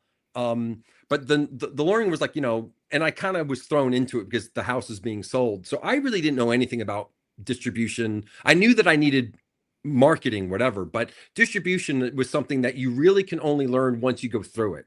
So if you're going to do a feature film, it's very important to have a producer that has gone through that, so they can, because even if you have a lawyer that looks at the paperwork for your distributor, if you're going to go through the traditional, there are things there that the lawyer may think that you're okay with. So for instance, I'll be very specific. If you go with distributor A, Yeah.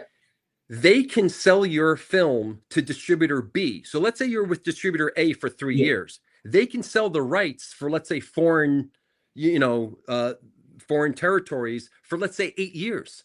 So after that 3 years with distributor A, if you want to, part ways, they might say, okay, great. But you have now 8 years with this other distributor because they sold the rights to that. So you have to make sure that they can't do that unless you approve that. Wow. Because just because you think that you can get out of that contract after, let's say 3 years, as long as you give them 30 days notice, you're not out of the contract because they subtract it to someone else.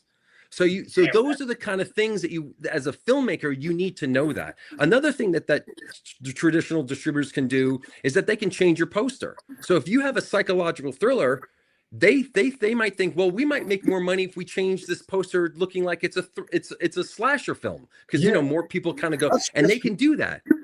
So you don't have the right to, you have to make sure that you have the right, to have a say in the marketing. They can change your trailer. They can, they can change all. That's wild, man. They can change the title. You have to make sure that you read that the contract. Yeah, and it's all like basic. So a lawyer might look at it and say, "Yep, this is a basic contract." But if you don't understand what that means, a basic contract may not be in your best interest, which usually it's not. So I'm a big advocate for going for, especially for a first film, I would say go with a distributor like Indie Rights Film. I'm very partial to Indie Rights. I think they're doing stuff really great. But Film Hub, Bitmax, those, I think, because you want to be, at least if you put the money into your own marketing, at least the money is going to be coming back to you, hopefully. With the traditional distributor, they can hide that money. They can say, oh, well, we spend all this money on marketing, so we have to recoup. And you unless you audit them, you're not going to know really what they're spending. So, I mean, I could talk really at length at this. I mean, I hope I'm being helpful for, No, I'm listening. I'm learning a lot just by what you're saying right now. I didn't even know they can do all of that, man. I really didn't know that they can, just alter certain things about your production. That's everything. And that's everything. Wow. Yeah. Because if your poster, it changes your whole vision. It can change the whole film. Yeah, because they can think, well, we're just, if their philosophy could be like, well, if we change this psychological thriller into a slasher looking poster, we're going to get bum rushed. They don't care that you're going to get, bad reviews on IMDb because they're making money. They don't care about the reviews. They just care that people are going to go see it under false pretenses. Yeah. They don't care because they're going to make their money. Let's say they're going to make $10,000 and then they're good, off of, and where are you? So I think it's very important to have an experienced producer on a feature film because distribution is, and I don't know, I might sound like I know a little bit about it, but there's still a lot of stuff I don't know about. So it's because it's always changing. So. Yes, no, very, very good points there, Chris, and thank you for sharing that. I just want to real quick before I ask you, Sammy, are you okay over there? Because I'm trying to figure out where she went. I don't know what's going on with my phone. I had to get a new phone charger before because my phone was melting down. And then I noticed my mic was going on and off and on and off. There must be a ghost in here. I thought you got abducted. We can hear you. Did I freeze or something? Your screen is black right now. Is it really? Yeah. I see myself. Oh, wow. We don't see it. They got it. They put a filter on there. I don't know what they're doing. They're trying to block it. This happened last week too. Oh no. That's fine. See if you can log. See if you can log out and just log back in because that should get you back. All right. Wish me luck. Yeah. I got you. Just give me a second. BRB. Okay. Hey, listen. Anything can happen when you're live, folks. We know that. There's challenges. It's technology, especially the weather it's better than last week, but it's not the greatest right now. So we got, Sam there. I got some comments here. I can't hear you. What about now? Yeah, I can't hear you now. No? How about me? Do you hear me, Chris? I can hear you. What about me now? What about now? Swift, can you hear Jimmy? I hear Jimmy. I hear him. And you can't hear me. Yeah, I can't hear him. What about What about now, guys? Can you hear me? Nobody can hear me. No. I hear you. I hear you. Jimmy. I can hear you guys. I can't hear Jimmy all of a sudden. All right, I can hear Jimmy. So Christopher's in. Hold on. Wait. What about now? You guys can hear him? Yeah, I can. I hear you. Oh, So what I feel about so now? left out. Yeah, I hear you. What the Where'd hell? Jimmy go? All right, yeah. What happened about when you now? left? Now I can hear you. Okay. There we go. A little reset here. Here we go, Yeah. guys. Come on. Thank you for bearing with us. We're back in business. I got some comment. There it is. Mr. Chris Wells names, baby. Oh man. That's it. From now on, I hit the dance floor. I'm doing the wells. Doing the wells. That's it. Oh man. Well, See what we got. We got and we're doing well here in this episode. We're talking filmmaking with Chris Wells. Great stuff. He was just blessing us with some knowledge here about distribution and what I didn't know. I don't know if you guys do this. I mean, it just blows my mind the fact that you can alter your film like that. But I do want to get to some of the comments here. Sure. See chat blow up a little bit. No, we're not talking Sour Patch Kids. Let's see. What is this? It's like, people want to do the job and don't want to put the work or genuine effort in it and choose to rely on AI apps to do all the work and take jobs away from actors and crew. And that's Great point. Agreed. oh my God, Melissa. Yeah, it's just the direction, unfortunately, we're going. Rebecca says, Melissa is a graphic designer. I'm going through it at my job as well. Everyone is being let go because of AI. I'm sorry to hear that, Becca. Oh no. It's so heartbreaking. Sorry.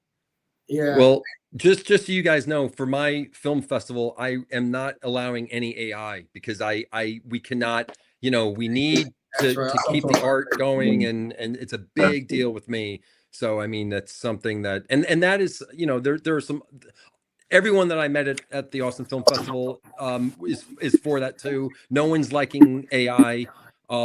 It's just doesn't have a place in the final product. If you want to use AI for your pitch deck, but even that you have to be careful about, because if you're presenting something to investors or whoever and it looks very different than what the final product is going to look, that you better make sure that contract is written by a really good lawyer, because you don't want to be deceptive, so people have to be very careful with AI, because again, if you're presenting something that isn't going to be like you have to make sure that they understand that that's AI and you're just using it as tones and whatever, because we're entering an area that we're not really familiar with.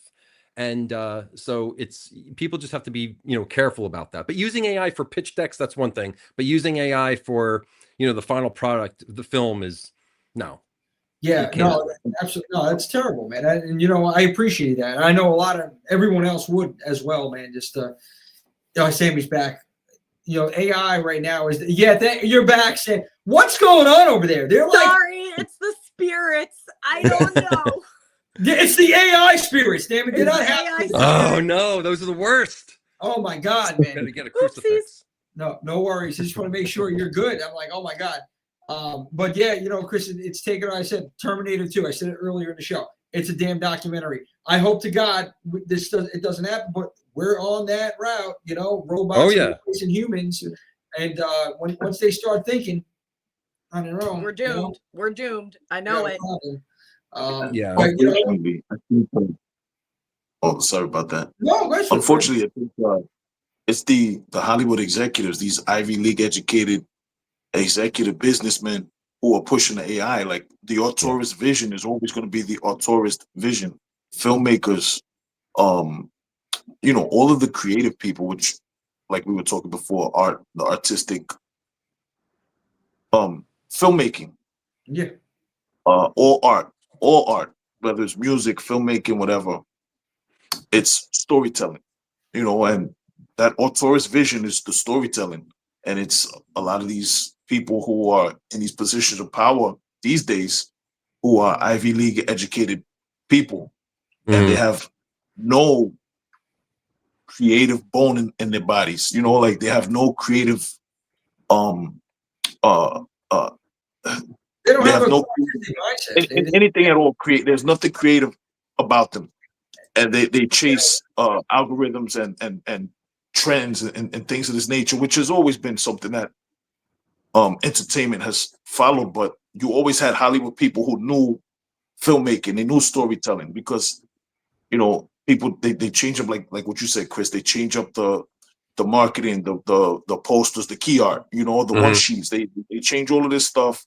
Oh, this is gonna be better, but that's front running, because yeah, you're gonna trick a few people in the beginning, and then they're gonna tell everybody, yo, this is not even what it is. You know, it's just gonna turn people off, and ultimately, your marketing has to tell the story of the story you're telling on the screen or on music or whatever it is.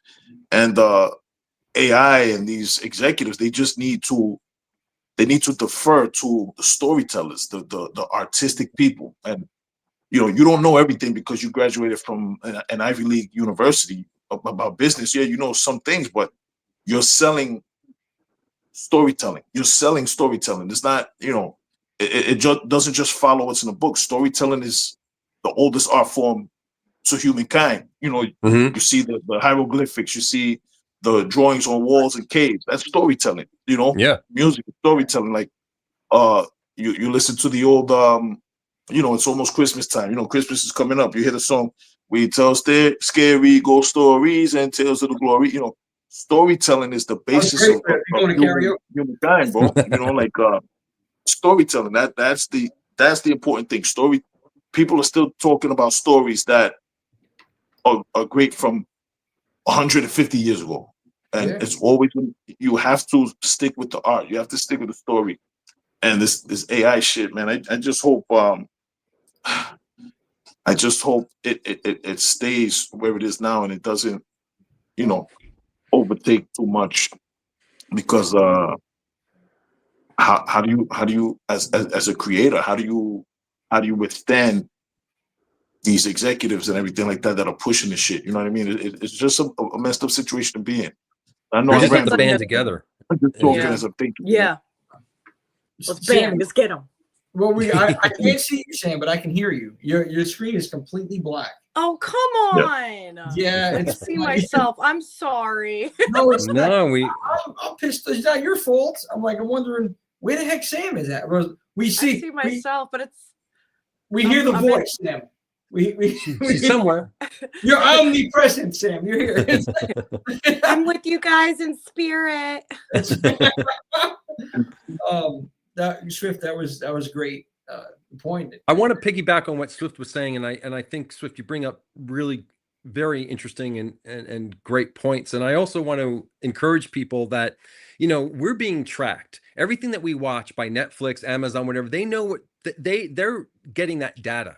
So if people don't want to watch AI, don't watch AI, and you're sending a message to those execs. And it's very important, because, you know, they're looking at all that data, and they're, you know, betting on what people are going to watch. So if you like certain kind of horror films and you watch those films, they're going to say, well, people, there's a hunger for this.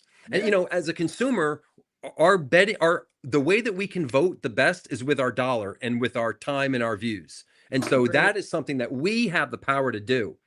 And that's something that, like, if there's something AI, I do my best not to watch it. Sometimes I can't tell the difference, but I turn it off. You know, I'm talking about like short video, short forms, or on YouTube. But, you know, I don't want to give that any breath. And thankfully, people in the industry that represent actors and certain, you know, film heads, you know, they don't want to support AI, which is great.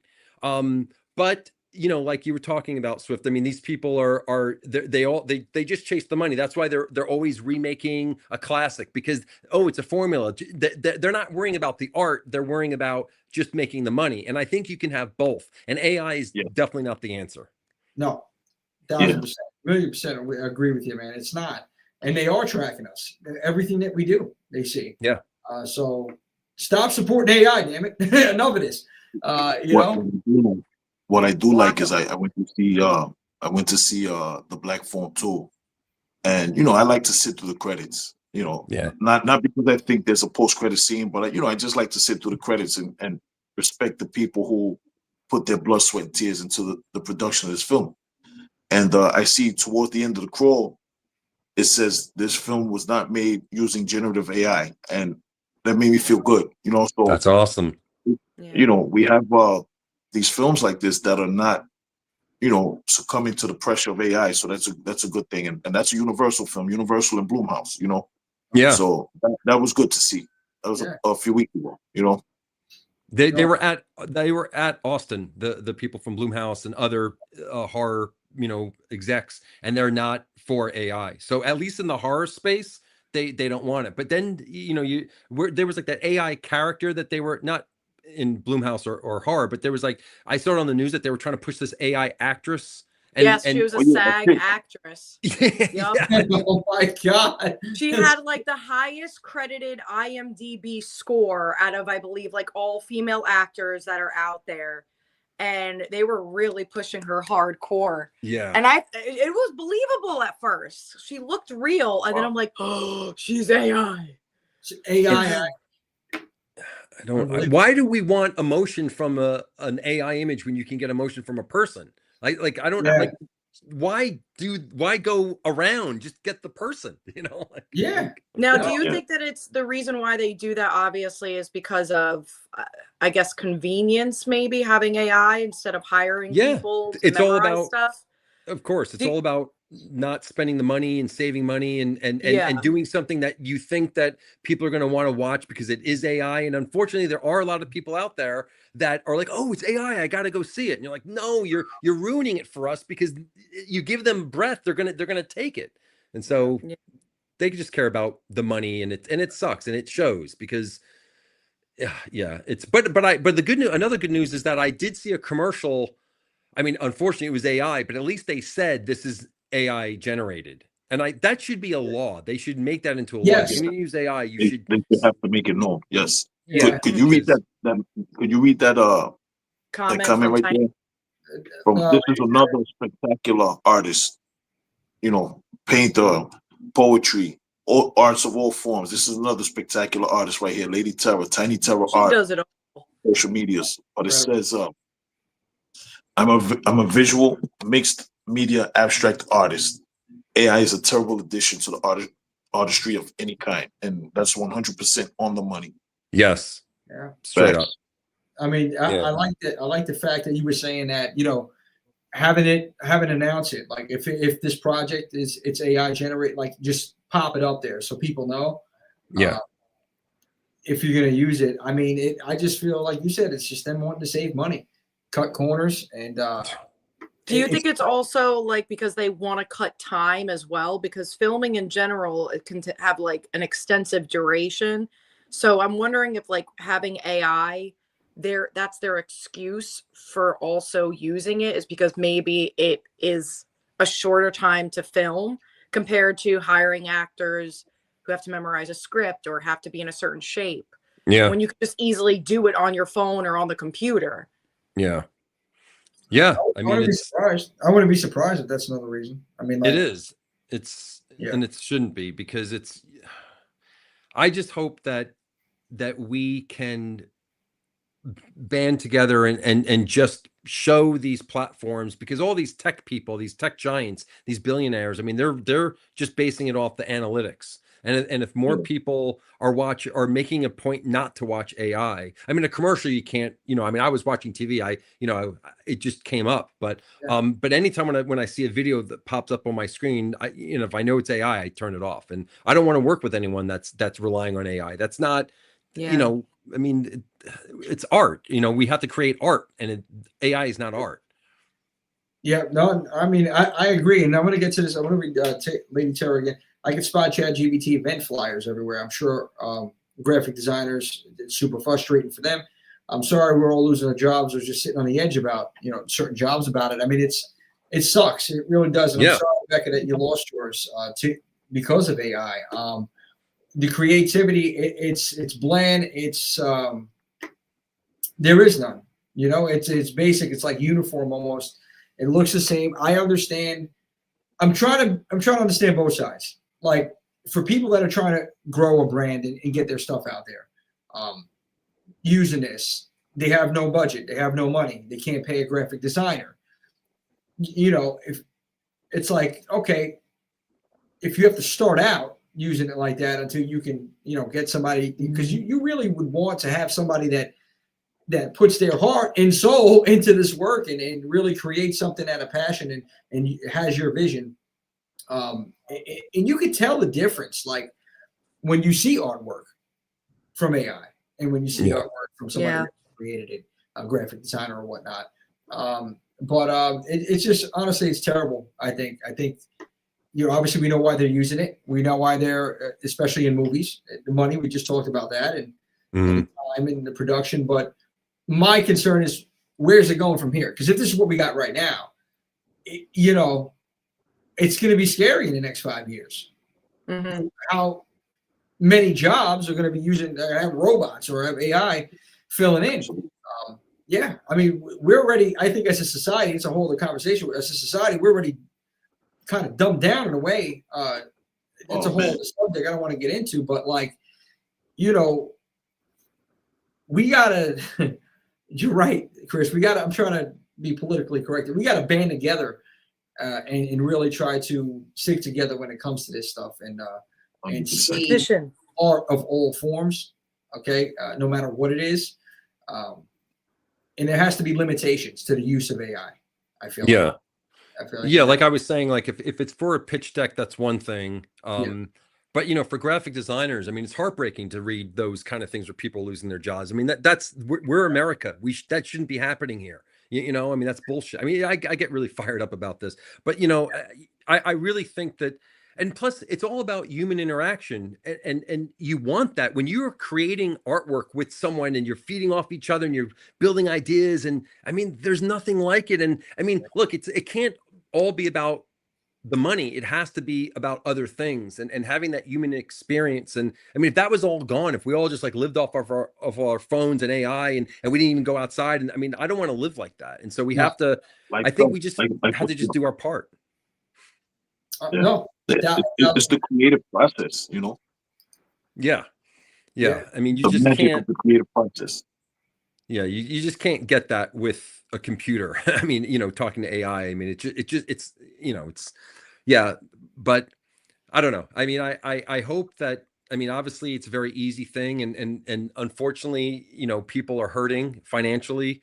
The rich are getting richer, and I don't know if there is a middle class anymore. And so it's tough. We're all in this together, man. And that's the thing. People don't understand. They think that, they're not certain people in any, whatever it is, community. They think that they're not on everyone else's level. If you're not in that 1%, we're all on the same level. There's the working poor, there's the poor, and that's just what it is. I don't think anybody here is that anybody listening to this, anybody that we've talked to, nobody is, on that level, that 1% level. We have to support each other. If you don't like somebody's content, that's fine. You don't have to view it. You don't have to support it. Whatever.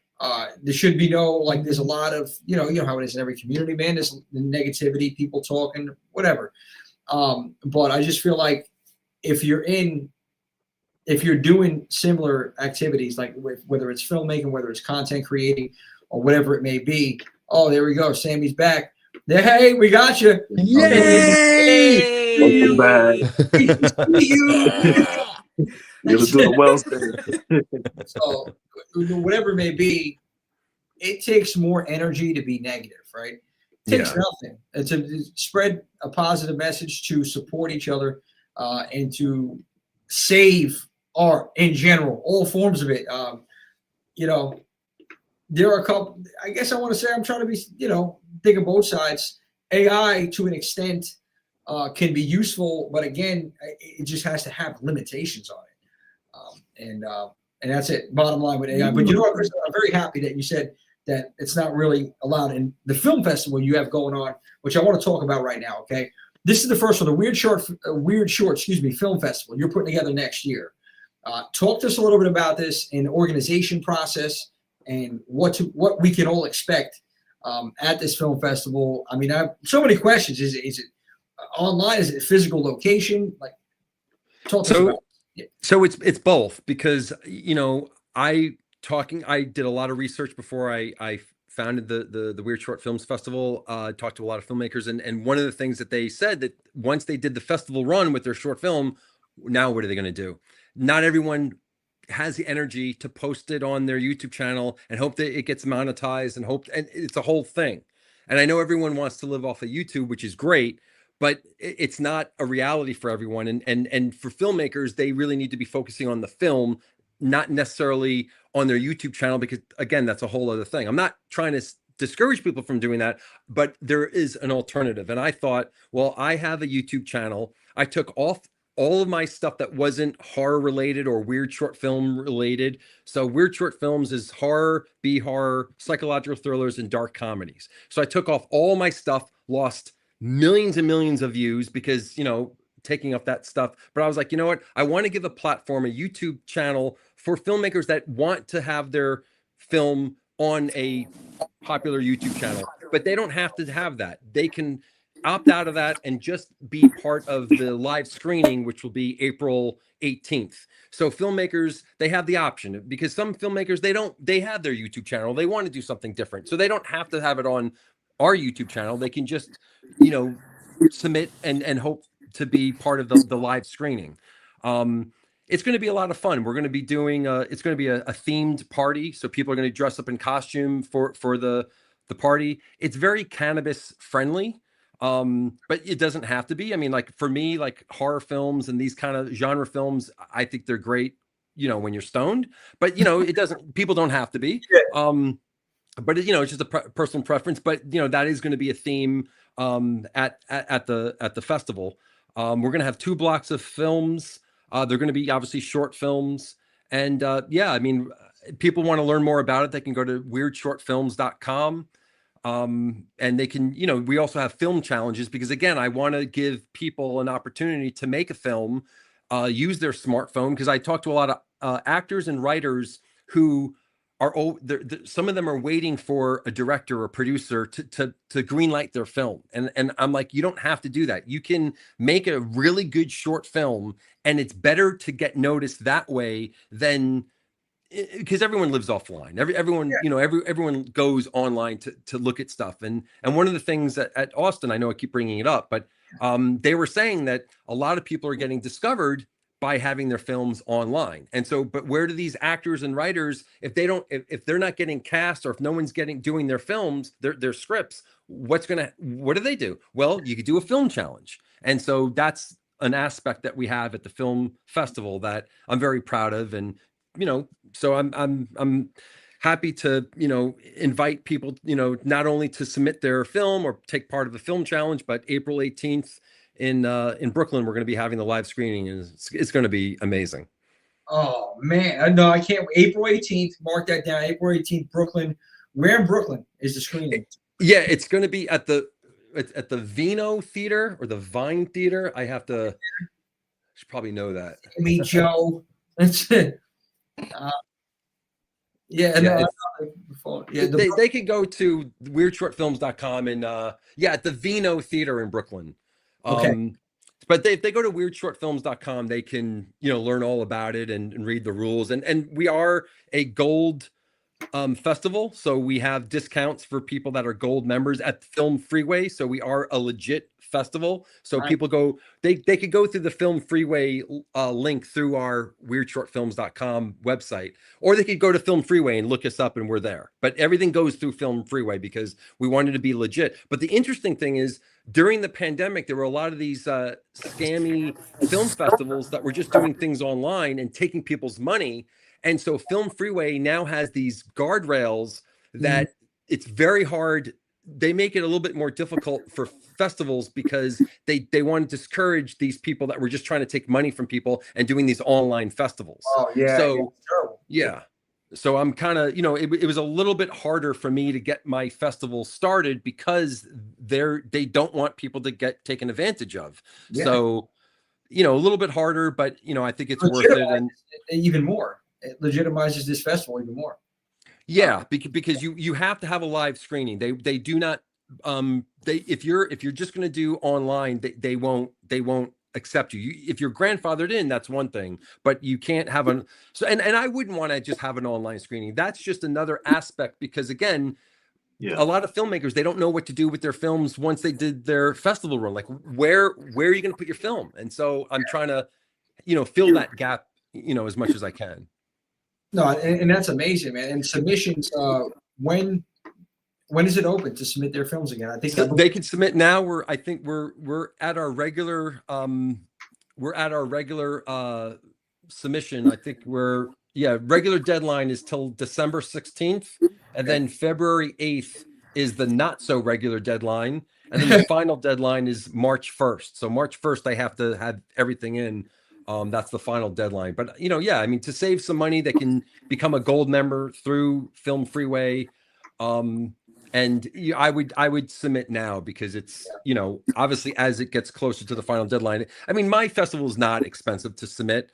But if people want to save some money, they should submit now. They have till February 8th to submit something. And if they want to do a film challenge, they don't have to do the film challenge by the time that they do a submission. They can submit a placeholder and then submit their film challenge by March 1st. So they have that extra time, but they can lock in their submission fee now with a placeholder and then submit because I want I'm trying to help filmmakers. Yeah. No, that makes sense. Yeah. The voice. Yeah, Sammy, I hear you. Again, I can't see you, but we're gonna have to leave it blacked out for the time being. I'm fine with that. I'm sorry, I'm the ghost. I don't think the robots and the AI like the conversation and the go. I mean, no. But did you have? I may have cut you off before, or it may have been the ghost, one of us. But did you have a question that you were saying that you were asking Chris, or was that just I probably did, and it blanked me because I was spazzing out with all of this, so I apologize. I'm sorry. Hey, listen, you know what? We're here. That was me last week. I was nervous about it, but and now it's your turn, Sam. Yeah, thanks for sharing. Appreciate it, Jimmy. I'm telling you, man, they watch us. But I think this is really cool what you're doing, what you're putting together here, Chris, and as a filmmaker yourself. I know that you're very passionate about this. I would encourage everybody to go. Please submit your film. Have you established categories for it? Yeah. Well, yeah, we have a whole bunch of categories. Yeah. I mean, it's like I said, it's horror, B-horror, psychological thriller, and dark comedy.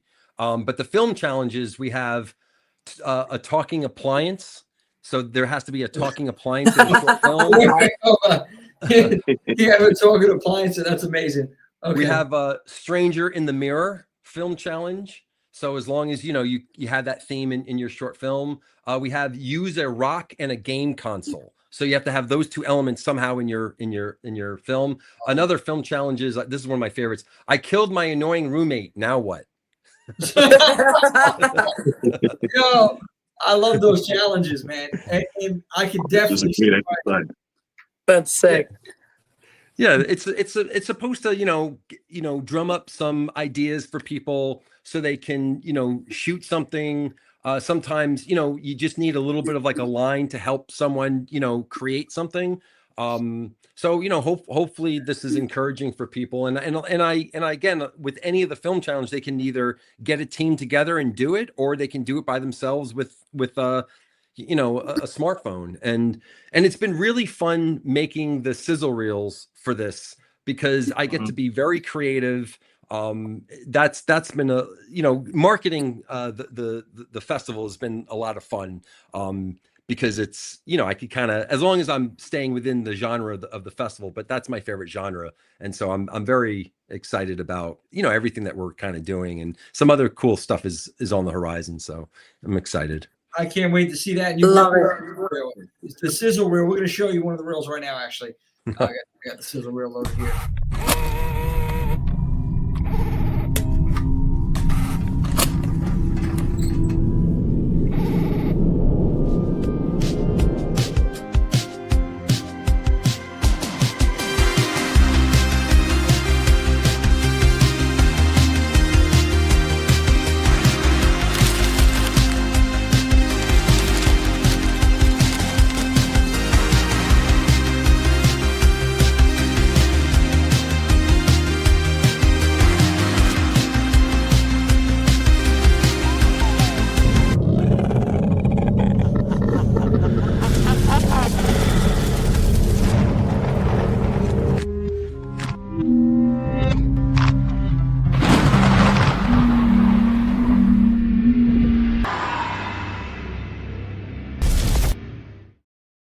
And there you go, man. That was a lot of fun to make. So cool. I love that, man. The vibe that 80 cent and how it transitioned, got a little dark, and no, it was good stuff. Good stuff there, Chris. And thank you. Yeah, I'm excited for this festival for you. If there's anything that you need from us, or however we can help grow awareness down the line as the weeks and months, as we move along, let us know. Please share it with us, man. And I want to get you back on if you want, like right before the festival or right after, either one. Whatever you prefer, because I know you're gonna probably be really busy leading up to it a couple weeks beforehand. But whatever it is that we can do to help grow awareness to it. That'd be great. Thank you. Yeah, anything that we could share. And this is the first one that I know you're. Yeah, this is the first time I'm doing this. I mean, I've organized events before, not something like this, but but I've been to a lot of festivals. I've organized certain events, and I just have a passion for this. I really care about the success of others, and so this is something that is a passion project, and I'm super stoked. I mean, there's so many things I have to think about, also like getting sponsors, and one of the things that we're going to do for the filmmakers is we're going to interview them, because I think that's so important. It's one thing to have your film on the big screen. It's another thing to also interview them. So these filmmakers get their spotlight. And so that's something that I'm very proud of. And I'm going to invite the press. Like, I'm going to invite people, because I want these filmmakers to be interviewed by podcasts or whoever, anyone that's in the genre that wants to do interviews the day of, that's something that I would love to, somehow figure out. So yeah, there's a lot of stuff that I'm still, figuring out as I'm going, but that's the best way to learn, is just kind of throw yourself in there and just kind of figure it out as you go. Hey, listen, man. Go ahead, Sammy, you say something? I think I heard the voice. That was not me. I heard a voice. I don't know. I heard a voice. Don't test me, because my house used to be haunted. So I'm going to get my holy water. Oh man, so yeah, I think it's still maybe judging by the service and the connection. Yeah, but Chris. Well, I want to give the floor to somebody else. I'm always asking. Yeah, let me ask Chris a question. Chris, pertaining to the film festival that you're doing, what are the parameters for making submissions? Like, is there a minimum time? Is there a minimum run time? Is there a maximum run time? Like, what are the parameters for any filmmakers out there that are interested in submitting for this film festival? That's a great question. So if people want to submit a short film, 11 to 40 minutes, that would be only for the YouTube channel only, because we have a limited time for the screening. If they want to show their film at the screening, they have the option to also put that on YouTube, but let's just talk about the screening. That would be anywhere between 2 and 10 minutes. Because again, we have 2 45-minute blocks. So I'm kind of making it where, we're going to have enough time to watch films, the very best films that get selected, but, keep it moving. It's going to be like I said, 2 45-minute blocks with a 15-minute intermission. There's going to be a backdrop so people could take photos. People are going to be in costume, because it's a themed costume party. We're going to have hopefully, really cool sponsors and swag and, whatever. But yeah, I mean, I love short films. I mean, back in the day before features were I'm talking about, silent films. I mean, they were short films. And so short films to me, I just find it to be an amazing opportunity for filmmakers to show what they're made out of, and to, if they want to branch off from that and make a feature, or it could be a proof of concept, or it could just be something that they just want to show their skills. This is something that would be, right up their alley. You know what I think about? I think about Lights Out, David F. Sandberg. Yep. That original short film. I know exactly. It was very short. I don't remember the runtime, but it was enough to warrant a feature film. But you watched it and you're like, yo, this is some creepy shit. You know what I mean? Like, some of those short films are so effective in generating, the interest. And then you had the kid who did Smile, Parker. I think it is Parker something. I don't really remember his name. But you had that what was the name of the Smile short film? It was called Yeah, shut up. It was the girl. It was the name of a girl, and it was like what happened to what I forgot. But these short films are very effective when they're done right, you know, and they lead to big budget feature films. Like Smile killed it 2022.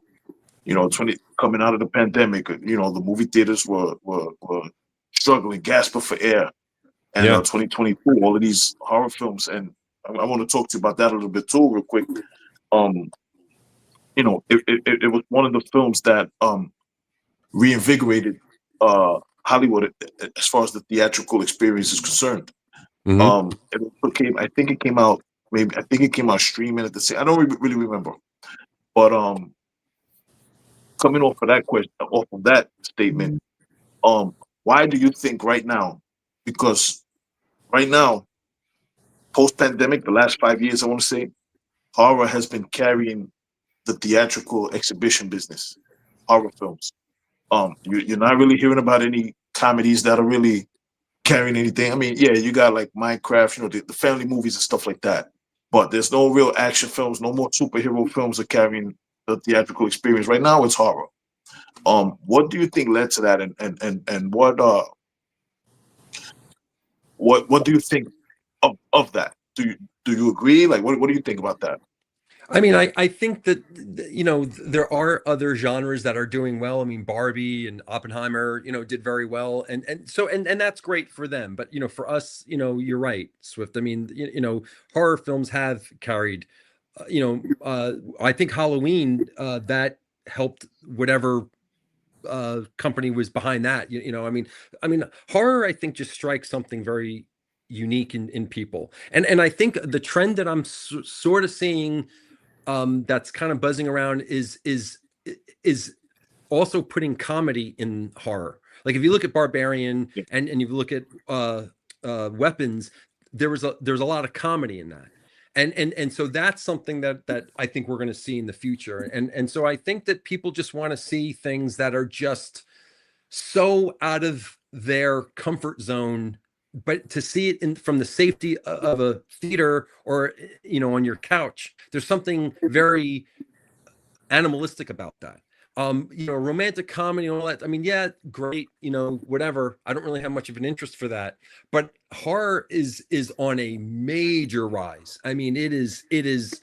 I mean, almost every person that I met at the Austin Film Festival was a horror writer. Almost everyone, which is like, Austin is not known for, it's not like a horror festival, and yet it was a major, like any horror producer that, like, it was flocked by people. It is just something that, because you can now tell a really good story and have a horror element. So you can have your romance, you can have your comedy, you can have all that stuff, but you just want to see people getting killed too, and that's great. That's it. You want to see you get wet.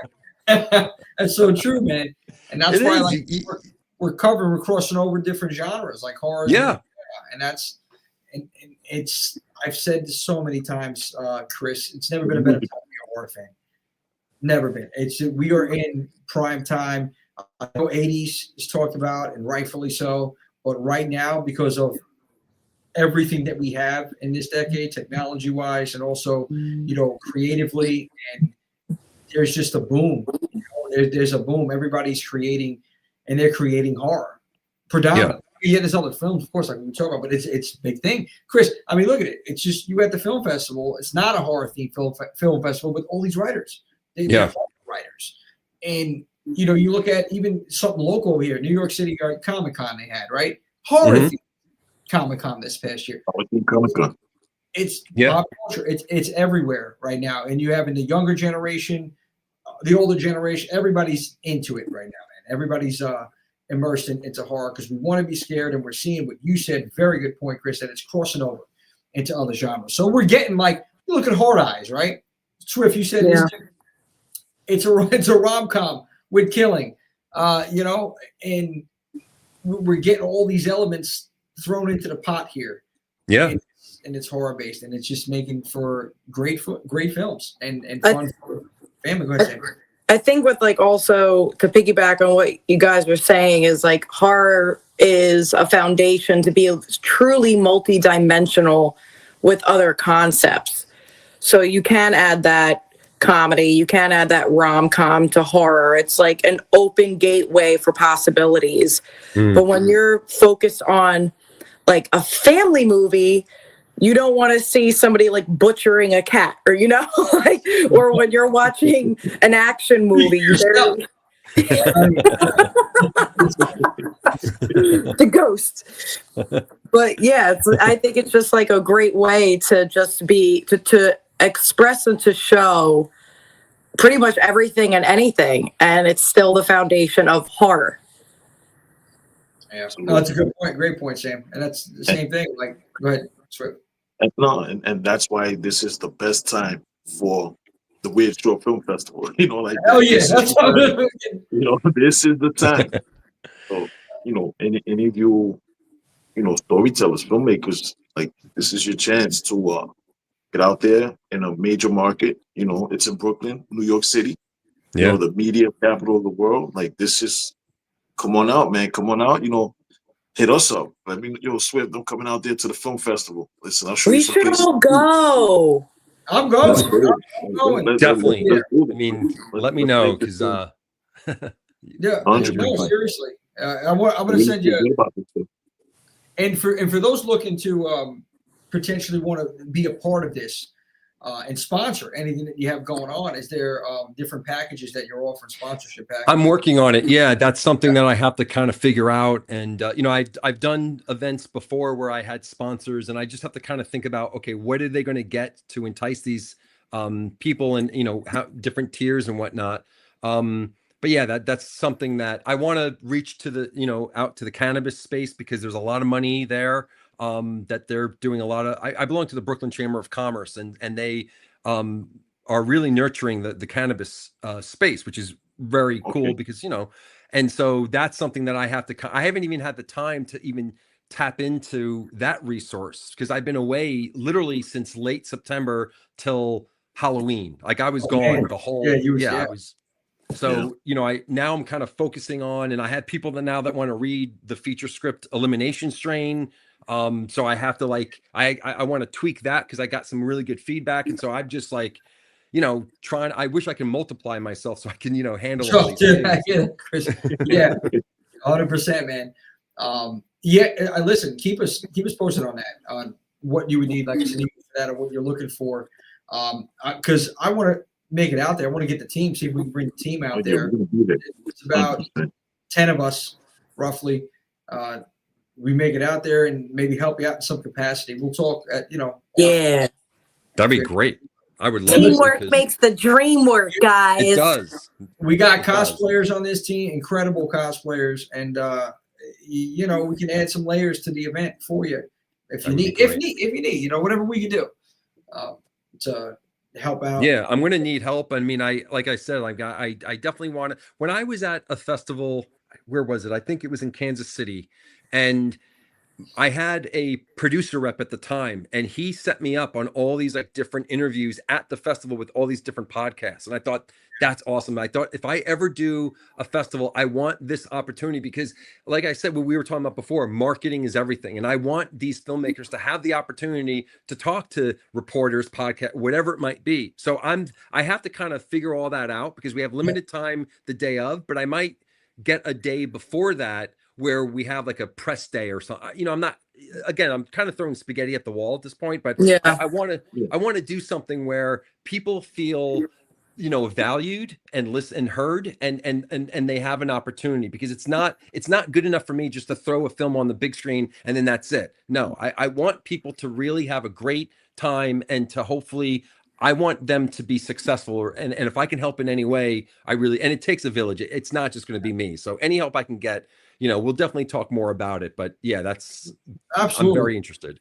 You got us, and I know you can't see her right now, but this young lady, Sammy Jo, she is a phenomenal actress. She's done some different films, short films, and man, her work, Sammy, I can't praise you enough. Oh, really shucks. So, I know, even putting on a little skit for you, for the audience, I know we could put something together there, whatever it is, Chris. That I have the ability to be invisible, so Look at anything. this. Yeah. No, Sam, what she's- state are you in? Are you in New York, or where are you at? I'm in New Jersey. so she says it might be somewhere in a. I might be in a different dimension. I don't know.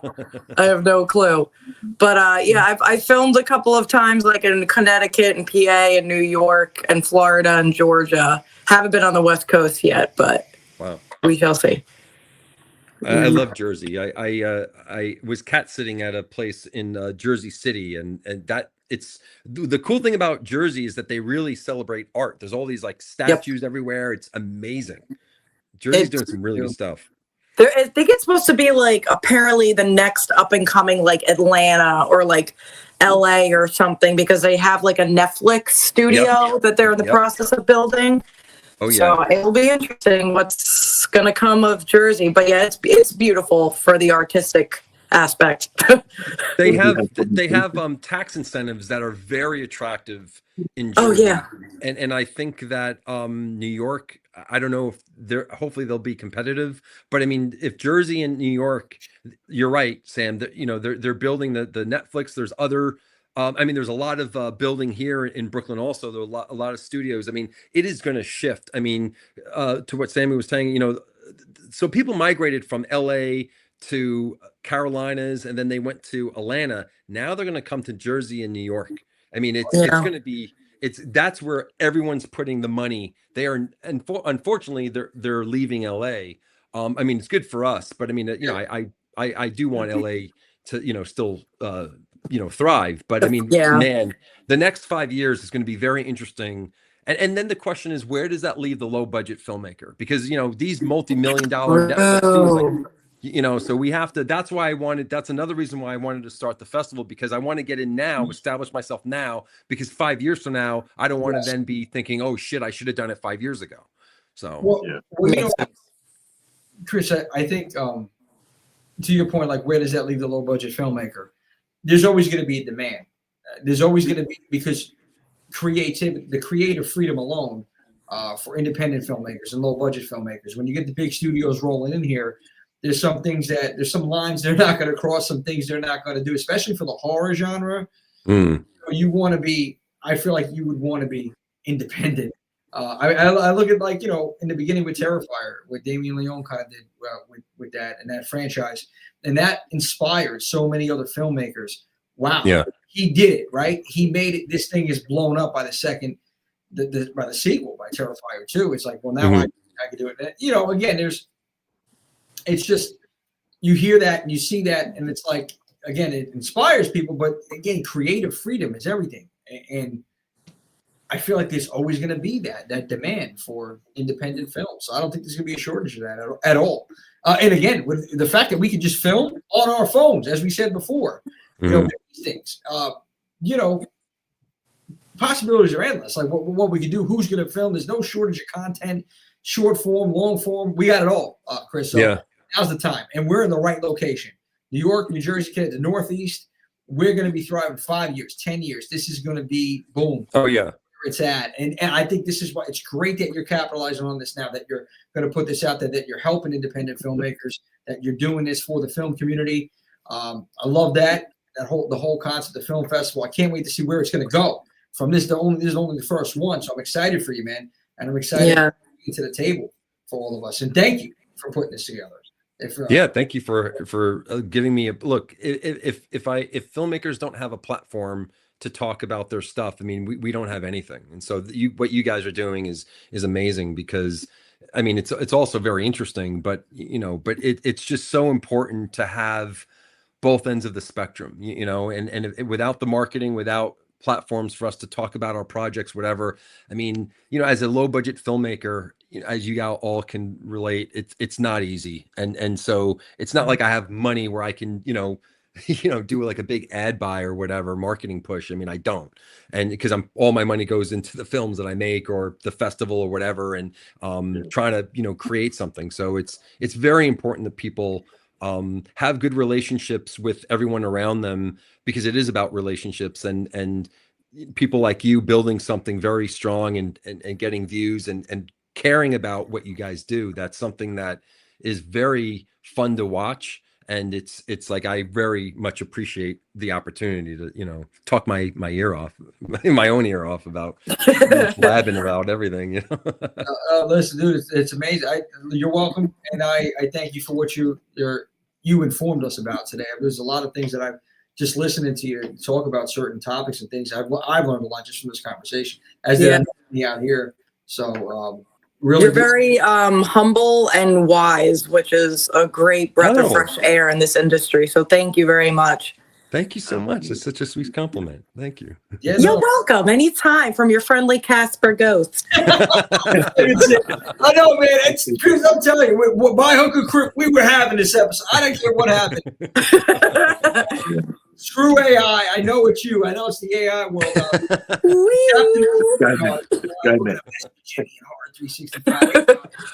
We got something for you. Hey, the only one that can cancel us is us, pal. Whoever it is out there, pay attention. Yeah, what he said. But, I want to go around. Swift, Sam, anybody in the chat. If there's anything you want to ask Chris, now's the time. Don't all jump. Come on. Wait, okay, but before the ghost probably turns off my phone again or whatever. What is your 10-year goal with filmmaking? Do you have like a set goal in like 10 years of what you want to do or where you want to be? Wow, that's a really good question. I mean, so I made a proof of concept for Elimination Strain, which is a feature script that got into Austin Film Festival. My short-term goal is, now that there's a little bit of like a buzz about that, I want to make that film. And as you know, when you make a film, especially a feature film, it's usually a year in development, then a year in production, pre-production, production, and then post-production, and then you gotta do the festivals, the marketing, all that. So we're talking like 3 years. So that's I guess my 3-year plan to kind of really do that film, because the iron is hot with that project, and I really want to kind of strike the iron with that.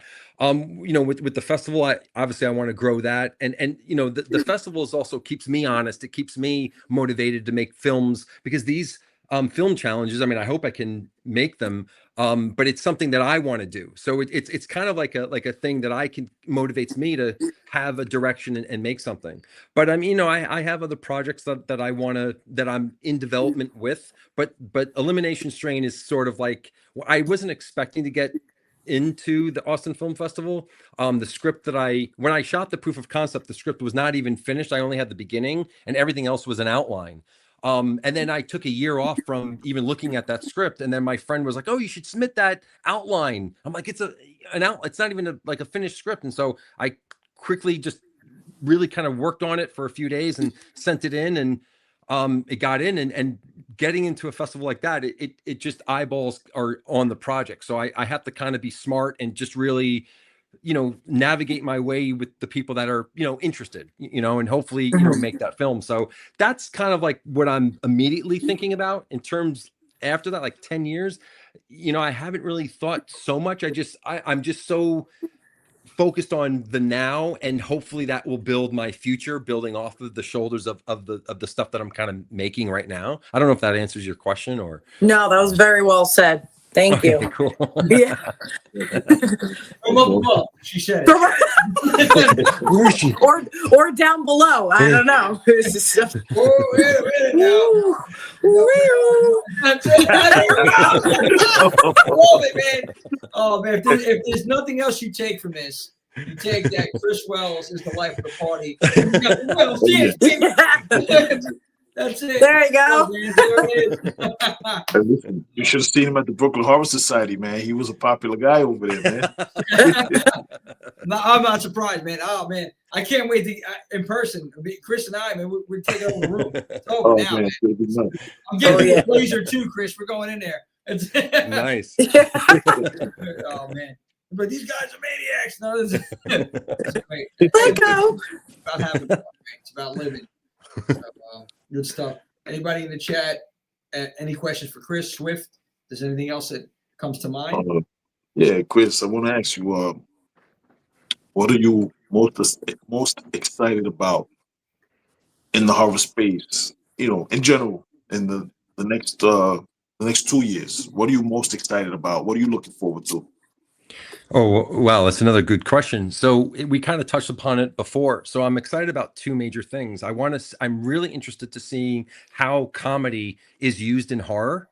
I'm also very interested in seeing story-based horror. And what I mean by that is having characters that have a really good backstory and how where that goes, because the thing that I'm sort of seeing from all the people that got into Austin, when I was talking to all these writers, the horror writers, they were talking about, it's not just a slasher or this. There's a meaning behind every kill. There's a story there. It's not just these characters that are just one dimensional. And so I think that the trend is going to be going towards, we're going to see more comedy, like really good funny comedy, and then also really good rich stories. So it's like you could take like a drama that has like really great stories with these amazing characters, well, now you just put the horror element to it. And I think that's something that those two things I'm so super excited about.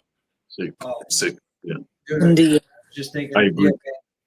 I agree with that 100%, because now when you add more of a story, more substance to the whole plot and everything, I mean, dude, it's what I feel, and I know people are going to crucify me for this one. I think about Rob Zombie's Halloween. Okay, when he gave it was more of a backstory to Michael Myers. I know people didn't want to see it because it's Myers, it's Halloween. I get it, but there was substance there. It was it was a story, and you start having these films, and now you're giving me a compelling story, and the reason, this motivation why this guy is the way or this girl's the way that they are.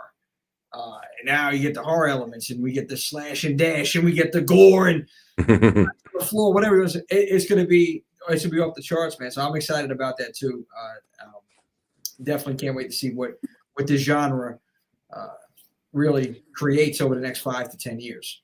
But it's also like kind of going back to what Sam was saying before, and we were talking about keeping things ambiguous. You have like, I think good writing, you don't want to give too much. You have to know when to pull back, when to show, not to tell, when to have ambiguity versus, explaining things or whatever. And I think that good writers understand that. And I think that, to Swift's point, Swift's question, I think we're going to see that. I think the writing is elevated. The reason why that I got into Austin is because there is a story. There is backstory. There's a reason for, there's subtleties. There's and I'm not the only one. I mean, there's other writers that were there that have those elements. And I'm just so fascinated and such a nerd about how writers give certain things to the audience and how they kind of keep things ambiguous so the audience can kind of draw their own conclusions. And I think that's fascinating. And we're seeing more sophisticated writers because we have a library of all these amazing films that we can study and break down and break apart and and so that's very cool for me, I think. Indeed. 100%. Chris, I really appreciate it, man. I really appreciate your time. Sammy stole my question. Hey, buddy, I got you. We got another question. Okay. Yeah, we got a good question from Slasher Queen Melissa. Yes, Melissa Simon. I'm sorry, I didn't even go to the chat. Chat was blowing up, by the way, talking about AI, and AI cannot wear pink on Wednesdays and a bunch of stuff. But I'm reading some of these comments. Melissa Simon, excuse me. If you could work with any horror creator, director, actor, who would it be and why? It would be that AI character that no, I'm kidding. I'm out of here, Chris. That's the first kill. That's the first kill. Plot twist. Oh man. I mean, I would work with any producer willing to fund my project. There you go. But no, I mean, seriously, I mean, like, obviously you want to work with whoever it is, even if they're well known or whatever. They have to take your vision as the writer director and elevate that. So it doesn't necessarily, I mean, obviously there's people, I mean, I would love to work with Jamie Lee Curtis. I mean, I think she's such an icon and she's such a great actress. I mean, my God, range, man, just so much range. Yeah. There are a lot of actors that I would love to work with. A lot of producers that believe in story and good horror story. And so, as long as we share a vision and as long as we can feed off each other and elevate it, because there's nothing better than having, let's say, an actress or an actor take your script and make something totally better than what you even wrote. I mean, it's such a, and when people get it, you don't even have to give them any direction because they know.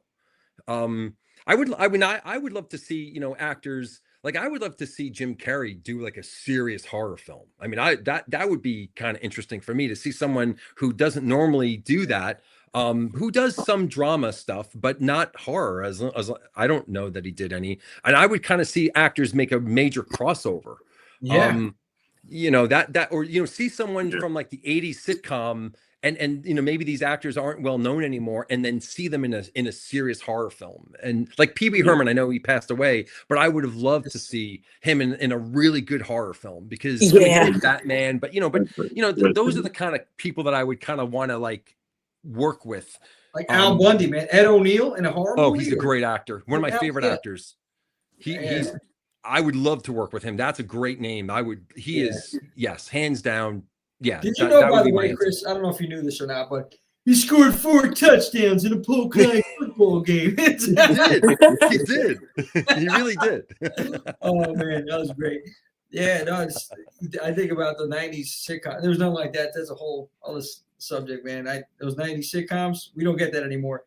No. But yeah, just the crossover though, like you said, like people that were more comedic roles, like Jim Carrey being in horror. Jim Carrey was in a movie called, I think, like Number 23, or I think was just called 23. Yep. It wasn't really like a horror movie, but to see his role play that darkness was interesting. Very creepy. Really good point. Yeah, I remember that now. Yeah, I can't take him serious though because he's like, I'm thinking Ace Ventura. Yeah. Halftime. Like, and the bat with the teeth. Let me tell you guys. Let me say something that we're seeing a lot of now. There's a lot of people from the comedy world, Chris, much to your point, making a dent in the horror space. Like, okay, you see with Jordan Peele, what he did with Get Out and Us, and the other film that he had, Nope, know, and it's this other dude, the kid, he started off with the improv as well. He just did man, who was it? Zach Cregger, that he did Weapons that you were talking about. Zach Cregger, he did Weapons and Barbarian. He's from the comedy world. So everything you're saying is, we're seeing it real time. Like artists from the comedy genre or other genres of entertainment are really making a splash in horror, and they're doing it in a successful way. Like they're really making their bones, so to speak. So yeah, that's they got the same beats. I thought about it. Yeah. Comedy and horror are the same beats. It's very, very similar. They're interchangeable. And so if you can do comedy, you can definitely do horror. I mean, it's and I think if you look at some of these comedians, they're doing serious drama roles, but I'd like to see them do more horror films. And I'm not just talking about these fluffy characters. Like, I mean, I want to see depth, like and I think that they more than can do it. But to Swift's earlier point before, these top executives, they put people in a box. They don't want to, they can't think outside that box. So it's it's the independent filmmakers that hopefully, unless they're obligated to do other films, but if you can get these actors, I mean, there's a lot of people out there that would love to do it. Like those 80s or 90s, stars that, don't have much work. They're living off residuals. And so, they're hungry for these jobs. And I think that they would do great. But of course, there's those top executives like, oh, no, they're not popular enough and they're going to shun them away. Well, independent films will take them. Yeah, they get in their own ways. Yeah. 100%. But you know what? I think because right now, the reason everybody's trying to jump on the horror bandwagon is because, again, it's hot right now. They see it. And maybe we're going to have some awards this upcoming year. Maybe they can make some of that. Like I was so disgusted. That's a whole thing. I mean, getting on He's gonna go off that tangent again. We're gonna go another hour, Chris. We're going over. It's gonna be the damn Bob Hope telethon. Oh, man. So that's it. You're done. You told me. Anytime I have something crazy to say on the episodes moving forward, I'm doing it. Going down. And they can thank Chris Wells for that. Oh man, that guy. What's your favorite horror? It gets faster, like Wow, man, my head's gonna. It's Exorcist. No. Becca X, what's your favorite horror subgenre? Oh, wow.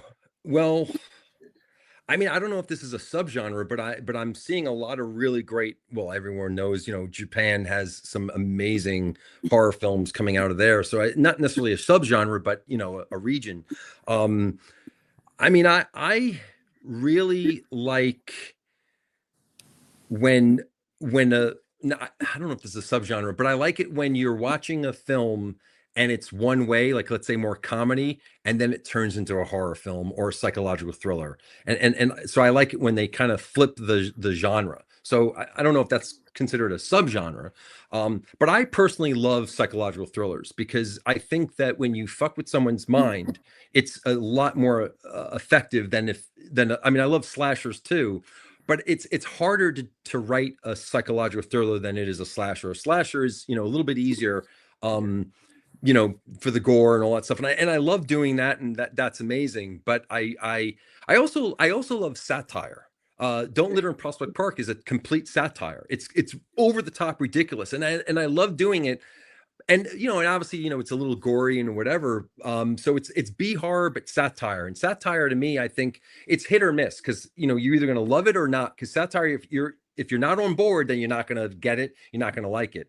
And so it's hard to do that because that your target market is narrow, compared to, if you just do a slasher or whatever. But satire, I love John Waters. I think his films are great.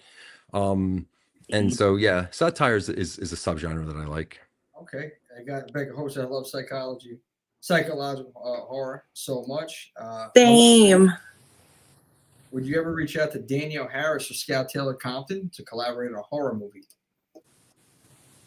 Would I? What was the question? Sorry. She said, would you ever reach out to Danielle Harris or Scout Taylor Compton to collaborate on a horror movie? Sure. Yeah. Why not? Yeah, I mean, I don't know if they would return my calls, but hey, listen, you never know unless you try it. I mean, no, I don't know. I think that now is the time. All right. Bottom line, I'll say week in and week out. Now's the time. If you're a horror fan, just dip your toe in that water. Create what you love to create, whatever it is, whether it's film, whether it's content. Enjoy it. Right now, the spotlight is finally on our genre because, this is all the time that we talked about the 80s, but it was more. I feel like it was a little more frowned upon. Right back then versus now. Now it's honestly horror's glorified. Like it is. Yeah. It's that. We're the popular kids now, man. This is amazing.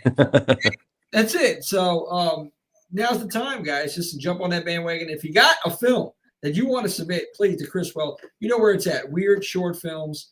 Mama Swift popped it up there on the link. WeirdShortFilms.com. I believe there it is. And oh wait, no, I didn't post it. Where is it? Somewhere. But nonetheless, that's where you got to head to. Make it out to this festival if you can in New York and Brooklyn. It's April 18th. I believe that is the date. Yep. We're going to be in attendance. God willing, we're going to be in attendance. Horror 365. Nice. Indeed. That's great. Heck yeah. I'm looking forward to this, Chris. I'm looking forward to talking also outside of here, see what else we can do to help grow awareness to this and to help make this event. If we can add anything to elevate the event, that's what we're going to do.